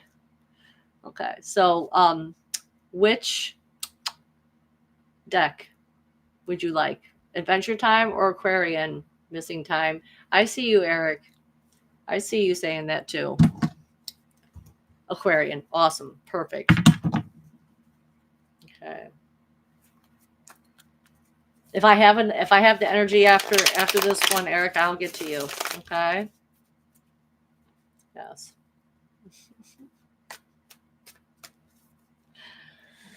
All right. Tuning into your energy, Jason. Okay. Yeah.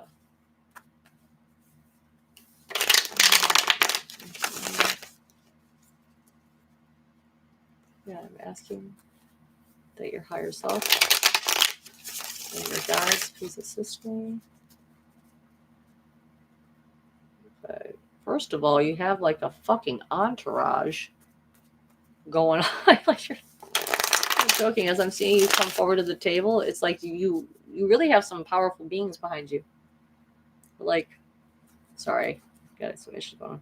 It's like 3 people. It's like 3 things behind you.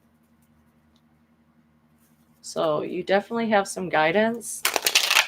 Oh, baby. Okay. So for Jason. Wow. They're like arguing amongst themselves. It sounds to me like you have some inner turmoil going on. Okay. Never seen guys fight amongst themselves.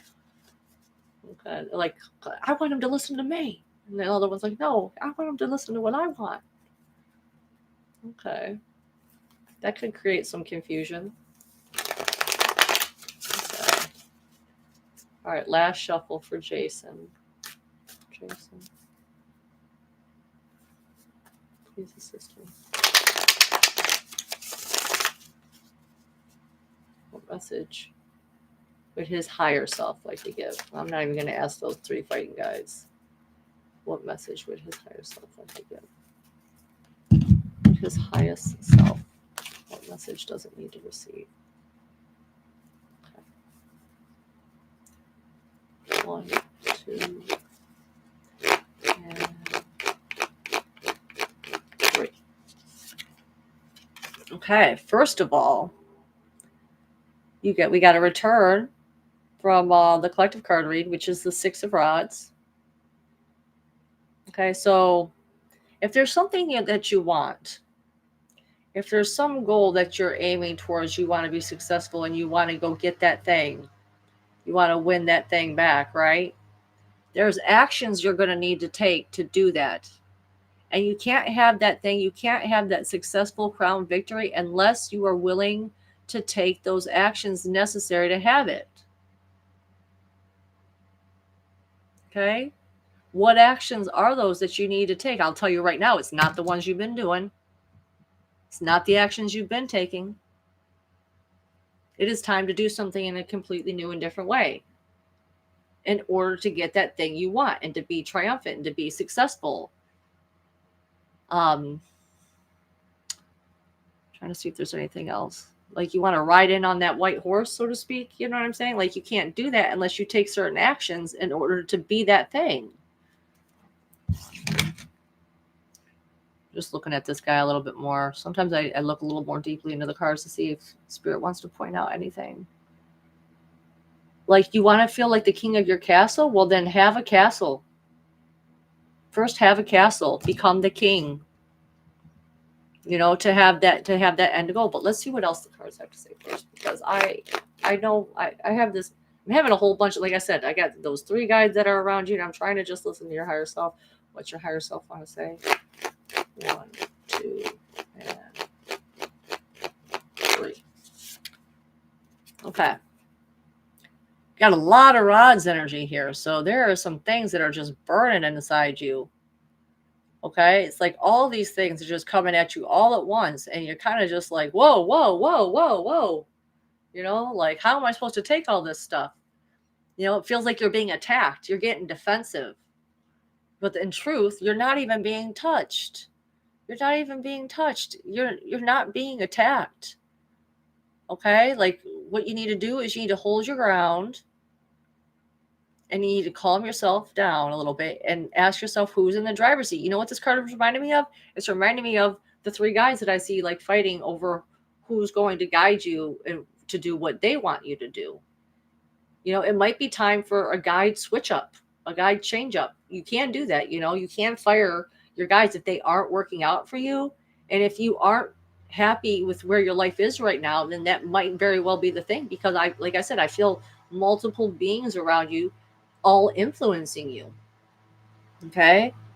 But you need to hold your ground and get a better, like realize where your footing is. Like you actually have more of a higher ground than what you realize. Like you might feel like you're like so low right now, but you actually have more than what you realize that you have. But it's about taking the proper appropriate actions. Kitty's coming forward here. Okay, but let's see what the last part of the message is. 1, 2, and 3. Okay, the last part of the message is the 6 of Cups. So this is about healing your inner child. Whatever it is you're being triggered by and feeling attacked by, this is a result of some inner healing child work, some inner child healing work that needs to be done. Like you want this reunion, you want this happiness right here. Well, there's some things you're going to have to really stop and take a look at and take actions on. Like I said, you want to be the king, then you need to act like a king. You want to be the king of your castle, you better have a castle to offer. Because here's the thing, I'm not gonna lie, I know some of what's going on, right? And so the best advice that I could give you when it comes to seeing this card spread is that it is obvious when those child parts of you that were wounded, it's obvious when those come out. And it does not come across as attractive. Let me just put it that way. It does not come, like if you want to attract that thing outside yourself that you're like, man, I had that thing and it just slipped through my fingers and I just want that thing back. You can't do it by doing the same things you've always done. We had that collective emperor energy come through, right? You have to do something completely different. You have to step up and take complete ownership over what it is that you have done to get yourself in that place. It's not like this just happened to you. There are reasons why you have been led to this point. And it's like you're not, now my cat's going to go crazy. Like there's a reason why. Okay, hold on. Let me think of how to better to word this. Like you deserve to have the thing that you want. You deserve to have that. Okay? But only if you're willing to step up and be that thing that they want. Because I do believe that ultimately we all deserve to have true love in our lives, right?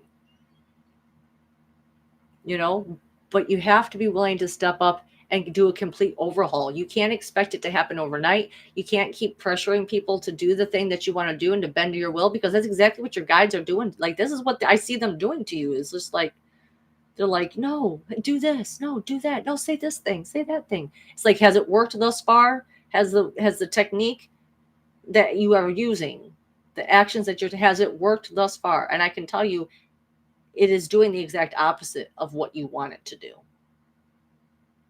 You need to think of something completely new. You need to ask your guides or your higher self to guide you and what it is that you need to heal inside you first. So that way you don't get so triggered and offended, and you're willing to step up and take those actions. Okay? Because you can't have that ultimate goal that you want. You can't have that without taking the actions, such as like showing that you're willing to put the time and commitment into it. Like you have to be willing to show that you put, and that comes without recognition. Like you can't do it and be like, well, I'm doing this, but look, I'm doing because I've had an ex that's done that before. You know what I'm saying? They like, but look, I'm doing all the things that you asked me to do. Yeah, you're doing it now after I went through all that in order to get to this point. And it's not sincere then. It's like, one of my exes, two now, I guess, both. It's like afterward, they're like, oh, during, like, oh, the Course in Miracles, we know how important this is to you. So we're going to go ahead and we're going to do that Course in Miracles. And I'm going to give it a chance, because I always tell people, it's like the Course in Miracles workbook is going to deprogram you. It will show you who you really are. It will deprogram you. You know what I'm saying? But you have to go into it with the right intentions, which isn't just ultimately get that outside of you earthly physical outcome. It's because you want it in here first. You have to have that inner, that inner will, that inner drive to want to be the best version of yourself. If you're only wanting to be the best version of yourself in order to get that thing that's out there in the world, you're going to fail. You're going to fail. You have to do it for the right reasons. Okay. And that's what happened with my ex. He's like, okay, he did it for 40 days. And that 40th day came up and he didn't, and I wasn't doing the exact thing that he wanted me to do. And guess what? He stopped, because it was never sincere. He was never sincerely growing or wanting to change, because he was only doing it because he thought, if I just do this thing, then I can get her back. Then she'll feel this way about me. And that's just, no, like, women want to see the depth of a person and the lengths that they're willing to go to connect with their own self, with their own, higher source power. Like, that is what makes a man attractive, is when they really know themselves, they know their value, they know their worth, they're willing to put time and commitment and effort into it, into whatever it is that they're wanting to get outside of themselves. Which in this day and age, I'll be quite frank with you, is like,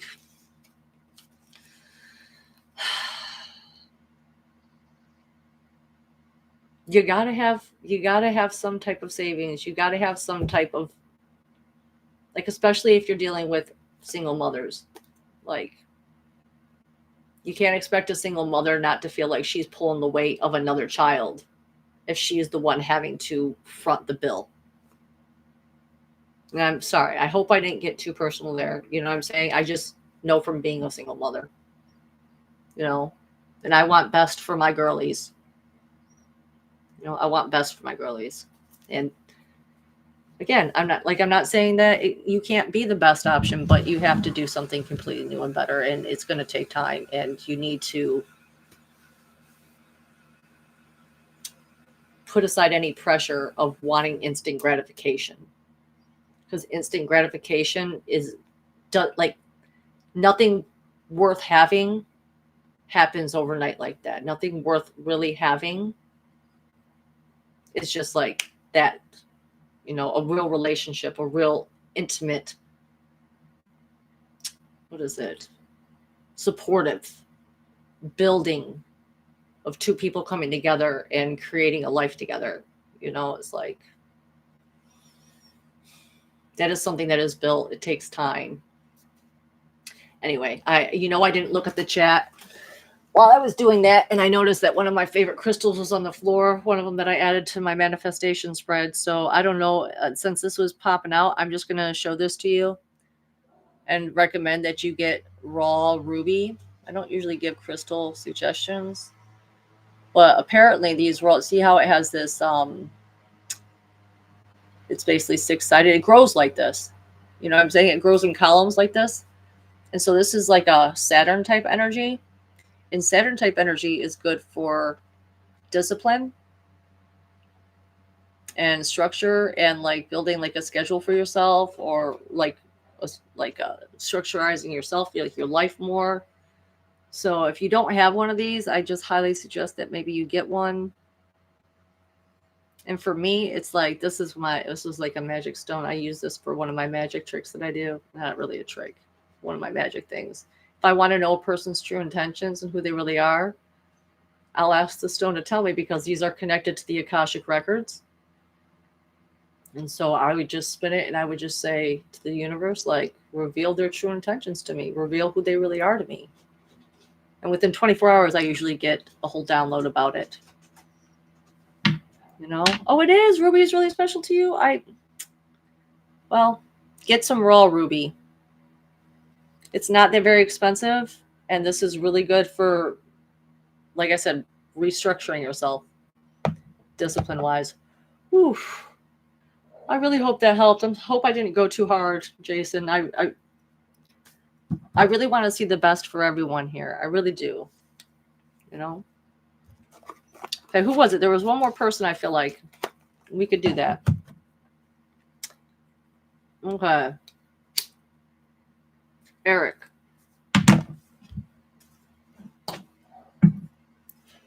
Surface Planet Radio. We're going to do your reading now. Hello there. Gathia? I'm probably saying that totally wrong, but nice to see you. All right. I'm glad. Thank you, Jason, for saying that. I was feeling bad, but I'm like, dude, if someone doesn't say this to him, you're going to be hopeless. And I don't want you to be hopeless. You know what I'm saying? I want you to build yourself up and to have the life that you deserve and want to have, which is in alignment with your highest timeline of love and joy and growth and soul's expansion.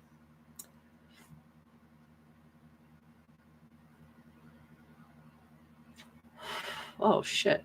My spirit went out. So it's like, no, do it.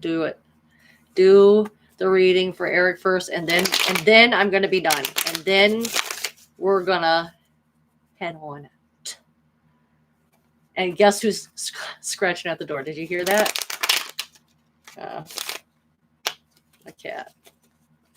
I haven't gotten up from the chair yet, though. So this might be the first stream where I actually sit in the chair the whole time. Holy shit. Okay. Right on cue. Hearing something. Even my cat is like, what is going on? Some very strange noises happening outside. I don't know what that is. Must be your alien friends coming through for you here, Eric. I get the feeling that you come with like a whole a group of very rare aliens. Mm-hmm. Eric.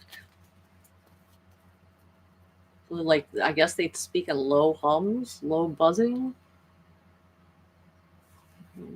Must be somehow how they communicate. Okay. Are you ready for us then? All right. I'm asking your higher self to come forward. Well, he came forward with freaking wings on him. Okay. He was like, he wanted to flap. He wants to show off his wings. Very nice. Okay. Great. Oh, it's like the angels, the trumpets. That's what it sounds like. It's like the angels are with you. That's what it sounded like. Trumpets. Okay. So, this is Planet Radio. Okay. Eric. All right. I think we're about ready. One more shuffle. Really get your energy in there. Yeah. Okay, for Eric. Okay. Yes. I guess I did his kind of stuff for that to time.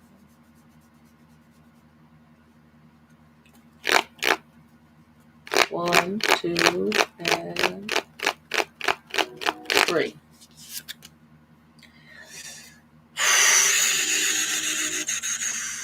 The first card we got for you is the Eight of Cups. So this is about emotions. This is about an emotional state or an emotional place that you might have been in recently. Okay, now if you look here though, it's like the guy feels like something's missing, right? Oh, what in the Nia, stop that. Get over here and play with something else. Here's a box. Go ahead, play with the box. She is too. She's going over the box. Okay. So this guy, he's kind of feeling like there's something missing from his life, right? He's looking for that eighth cup supposedly, because it looks like there's a cup missing. But when you really stop and count, it's not missing. Okay, so another way I like to look at this card is that for the completion of the set, there is 10 cups for the completion. So the thing that is missing from this is the Two of Cups, and the Two of Cups is a relationship, basically.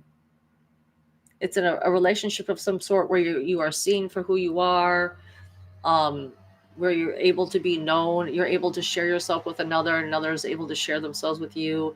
It's like this guy, he's going on a journey because this is what he wants. You know, like it can be a somber feeling, but at the same time, it's like all these things that, again, another way to look at this is like all these things that he's walking away from to go on this journey, this adventure to find the two other cups. Okay, the Two of Cups.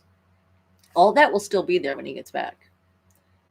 You know, all those emotions, all those feelings, those will still be there, even after he gets back from his journey. She's scratching inside my Adventure Time card box. The other thing that Spirit's kind of pointing out for me is this phase of the moon. So we were just in the full moon, right? So going forward, pay attention to where you're at and what's going on with you when you get to this part of the moon phase, because that could be when the feeling really kicks in and the journey really starts for you. Because I'm getting feel like the first step forward is when you get to that place.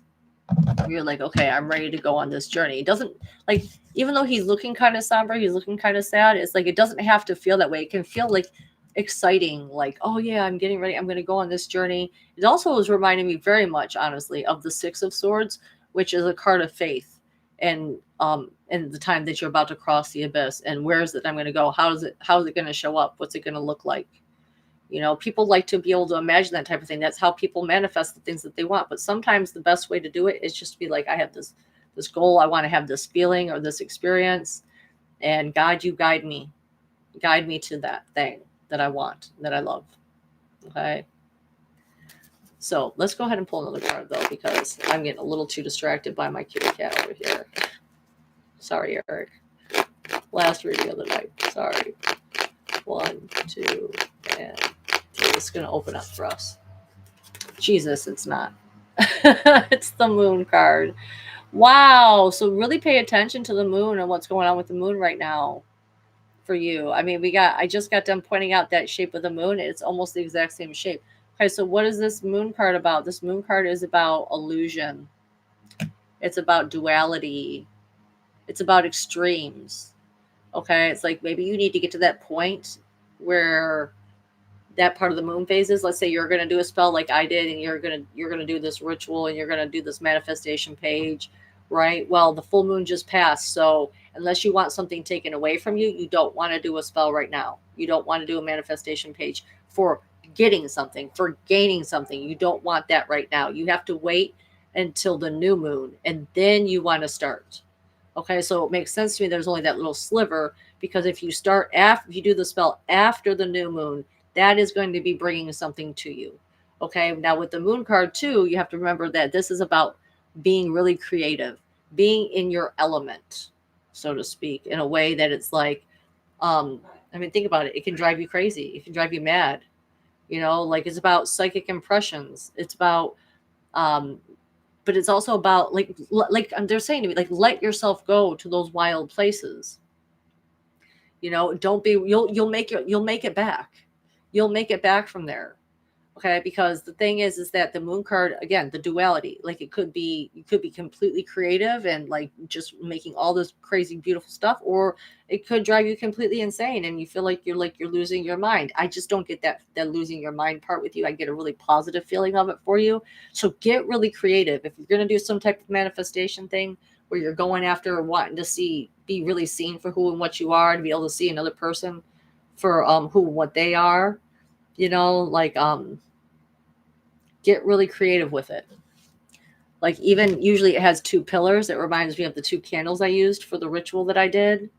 So I don't know if you're in much to magic and doing magical things like that, but this might be a good experiment for you to go outside yourself and see if what works for you, what technique works for you, you know. But let's go ahead and pull. I mean, again, and the moon card is a major arcana card, so this is like you're meant to reach this point in your timeline. You're meant to reach this point to where it's like you need to be able to discern between what's true and what's not. And the moon card can sometimes make it a little bit hard to discern between which is true and what's not, because it's not the sun. It's not super bright. It's a reflection of the sun's light. Okay, and so that can make things sometimes look very glittery and sparkly in a way that seems positive, but it's not. Or it can do the opposite. You know, like that's what's going to be up to you for you to start. Mia, please, child. Last card for Eric. What's the last part of the message that they want to give? That's 1, 2, 3. Trust. And you are building something. You know, ultimately, you're at the beginning of the journey, but you are going to build something real and stable for yourself. So, you know, it might not even be when it comes to this 8 of Cups, you know, and creating something to maybe welcome a partner into your life. It could even be, since we're talking about 3 of Pentacles here, like this could be creating a space, you know, creating a temple, a place of worship. But actually that kind of falls in line with what I was just saying with, I just highly suggest that you try this manifestation stuff. You know, because the 3 of Pentacles, could think about it, it's like a church. You know what I'm saying? Like building an altar. You know, you're at the beginning of it. Like you're putting your time and energy into it. And it's creating something of real value and real beauty.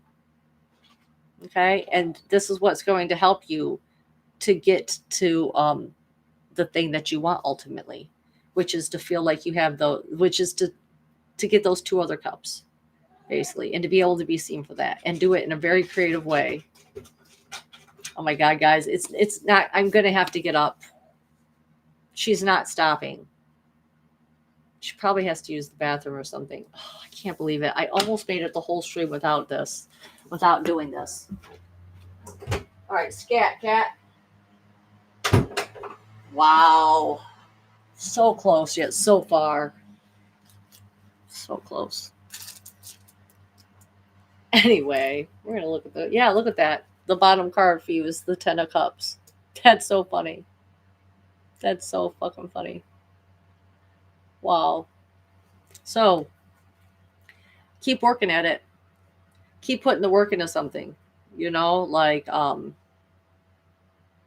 said, the message that I'm getting is just that it's time for you to do your own creative manifestation of sorts, involving the moon and its cycle, and waiting for that new moon to come and to pass, so that way you can attract the thing that you want, which could just be as simple as saying, like, I want to attract an opportunity, an opportunity for love, for some emotional connection, and not being isolated, because obviously running a radio show and doing what you do probably from your home, it's like that can be kind of isolating, right?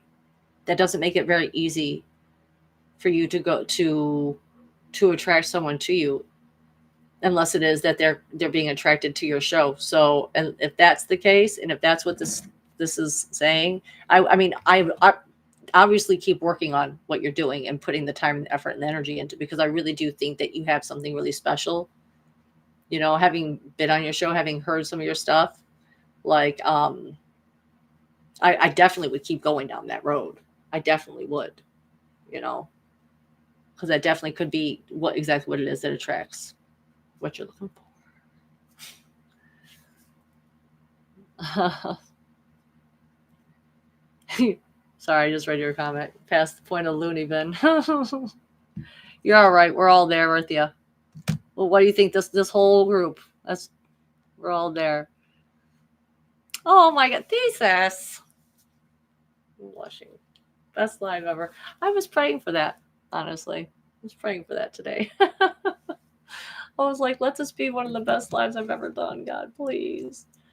Like, and then I just, amp it up every week. I'm like, let this one be the best one now. Let me just keep getting better. Let me keep, and as long as I'm helping people out, and I'm also at the same time being able to share my authentic self, I do feel like it's the best, just what it feels like for me. So, and I don't want people to feel bad for me, is the thing too. Remember, I told you guys last week, like, I can feel when people are watching my show, what they're thinking and feeling. Like, I people with really strong emotional energies, they'll literally just send the energy at me of whatever it is that I said that inspired them to feel whatever way that I'm getting and I'm receiving. And the last thing I want is for people to feel sad for me. And any part of my story that they hear, I want them to realize, like, no, this has been the most amazing journey I ever could have hoped or wished for. Like, God really came through for me, and that's why I'm here trying to come through for y'all.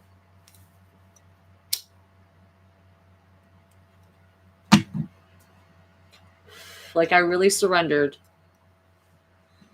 And I've never not once been disappointed after having surrendered by the results that end up coming about, because I truly believe and have faith that I am meant to experience love and joy and purpose and meaning and excitement and love and intimacy and all those things, But I also have been working on myself in order to figure out what are my own self-limiting beliefs that have held me back from experiencing that fully. That's the never-ending work. That's the great work. The great work is really merging your spiritual self with your ego personality. That is what it's really about. And allowing that to, and I've said this before, allowing that to blossom like a flower, like the rose that showed up in my candle when I asked for more love, to be more space for love to be made. Because even with the last boyfriend, okay, here's the thing. It reminds me of, I was just thinking about this today. I'll say this before I go, this last little bit. It reminds me of when you're a mother, Okay, and I'm sorry for people who don't have children, you might not really get this example, but perhaps you will on some level. If you've had a sibling, I suppose maybe. But as a mother, you have that first child, and your heart opens up in this new way that you never thought you could love another human being so much in all the world, and you fall in love with this child completely and totally. And if the bonding process goes right, um, then the baby also, like, it happens for both of the baby and the mom. But what happens when that second child comes along? I know for me, it's like you worry a little bit, like, how am I going to have enough love? I love this one child so much. Like, I can't even imagine how I'm going to squeeze in and fit in more love for this next child that's coming. Like, I've even had people who didn't have any kids, like, compare it to their siblings and what they felt for their siblings. Let me tell you, it's nothing like that. It is, when you have children, it's nothing like having a new sibling come into the house. And the miraculous thing is what you discover upon having more children is that every time you have a child, your heart blossoms and opens more to have that love and to fall in love again. You're able to fall in love with each and every one of your children, granted that the circumstances are set up for you to be able to do that, which isn't always possible. And one of the sad things about our society in this world is that it doesn't support mothers, not like some of them, like, it doesn't always support, well, a lot of, like, it doesn't support us to have that time alone and to spend that time bonding with our baby and truly falling in love with that new human being. But it automatically, the bonding process starts to happen immediately with the hormonal chain reaction that happens upon birth. You know what I'm saying? So it's like, yeah, I forget where I was going with all that, but basically it's like there's more love to be had. I didn't think that my heart could open up even more than it did, than it had, like, years ago. But then it did, and it was able to, and I was able to love other people. You know what I'm saying? Like, it was like there is space, there is room that can be made, just like with the child. I hope that makes sense, because I forget where I was going with that. I heard my daughter shout outside the room. But yeah, mothers, like, you know what I'm talking about, like Selena, you know what I'm talking about, Joanna. It's like you love that first child so much, and it's like, how am I going to have that love, that same type of intense love to give to this next child? But somehow you do. And then if you have another one, it happens again. And it's like there's all this love that is able to be shared because the heart it's boundless. It's boundless, really. Yeah. Cheers to that. Cheers to that. And on that note, we're putting the cards away.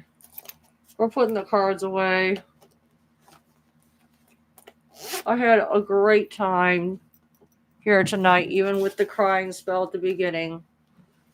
Ugh. All right, grabbing my card deck box here for the adventure time. Adventure time. I'm really excited for someone else to watch Fiona and Cake the second season. Selena, I think that might be you, girl, because if you've seen the first season of Fiona and Cake, then you should be watching the second one. I want someone to talk to about it. Oh, you're a single father. I did not know that, Eric. Wow. Yeah. So you only have one? Do you only have one child? Sorry, I probably shouldn't be asking such personal questions here, but I'm curious. Do you know what I'm saying? Does the same thing happen for fathers as it does for mothers if you do have more than one child?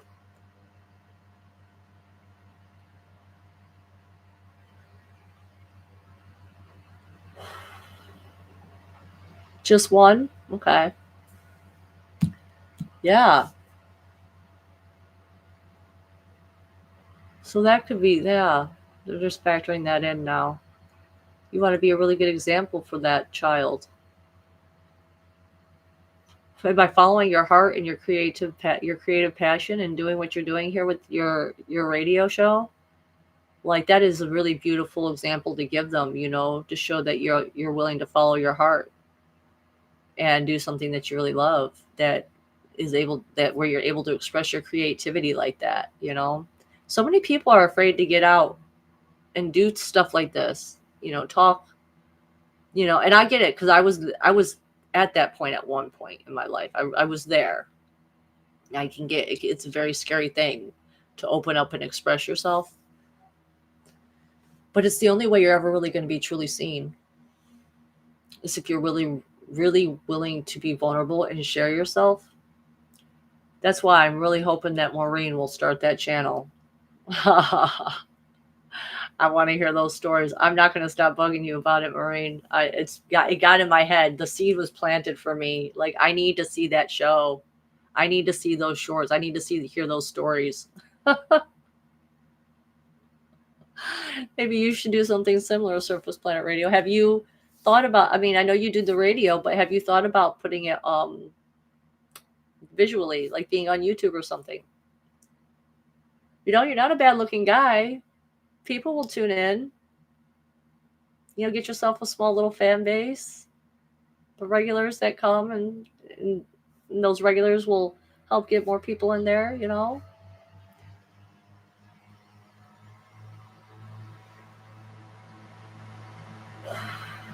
So just something to think about. Just something to think about.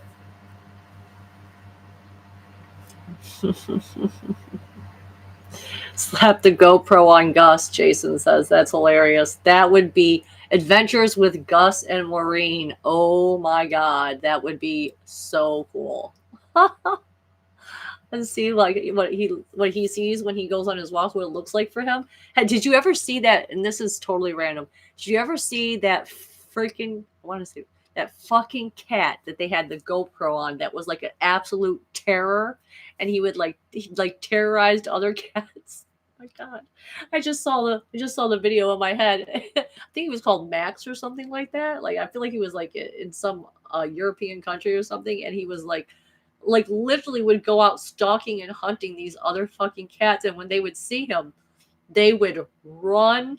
They would run so fast. It was, oh my God, it was hilarious. It was hilarious. Oh my gosh. That would be funny if you did something like that with Gus. She's probably not even here. And we have to go and tell her, because she's like, I got my reading. I'm out of here. You're doing like a 3-hour fucking stream. I'm out of here. Oh my God. It really has been another hour. Wow.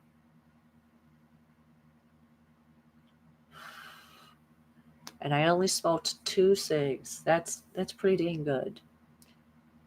Trying to be more structured. My time. Go Gus Pro. Like that, Victor. That'd be hilarious. She can call the channel that. Make Gus's own channel. Little does she know we're just sitting here just chatting about her, chatting away. My moth woman. Yeah, Maureen. My fellow moth woman.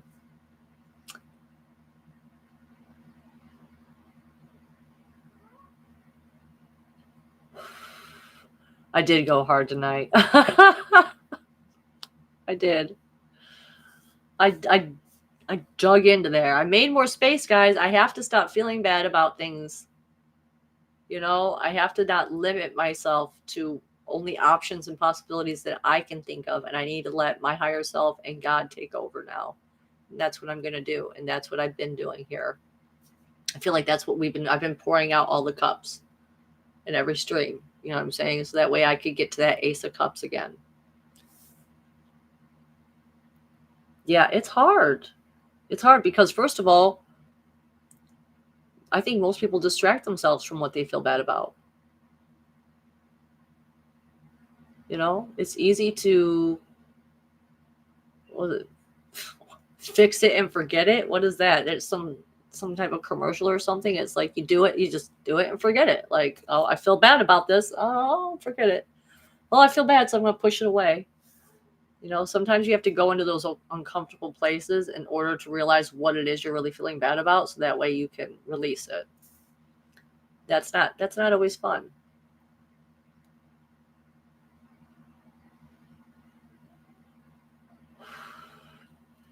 Yeah, that's the thing about growing and change, is that it's not usually comfortable.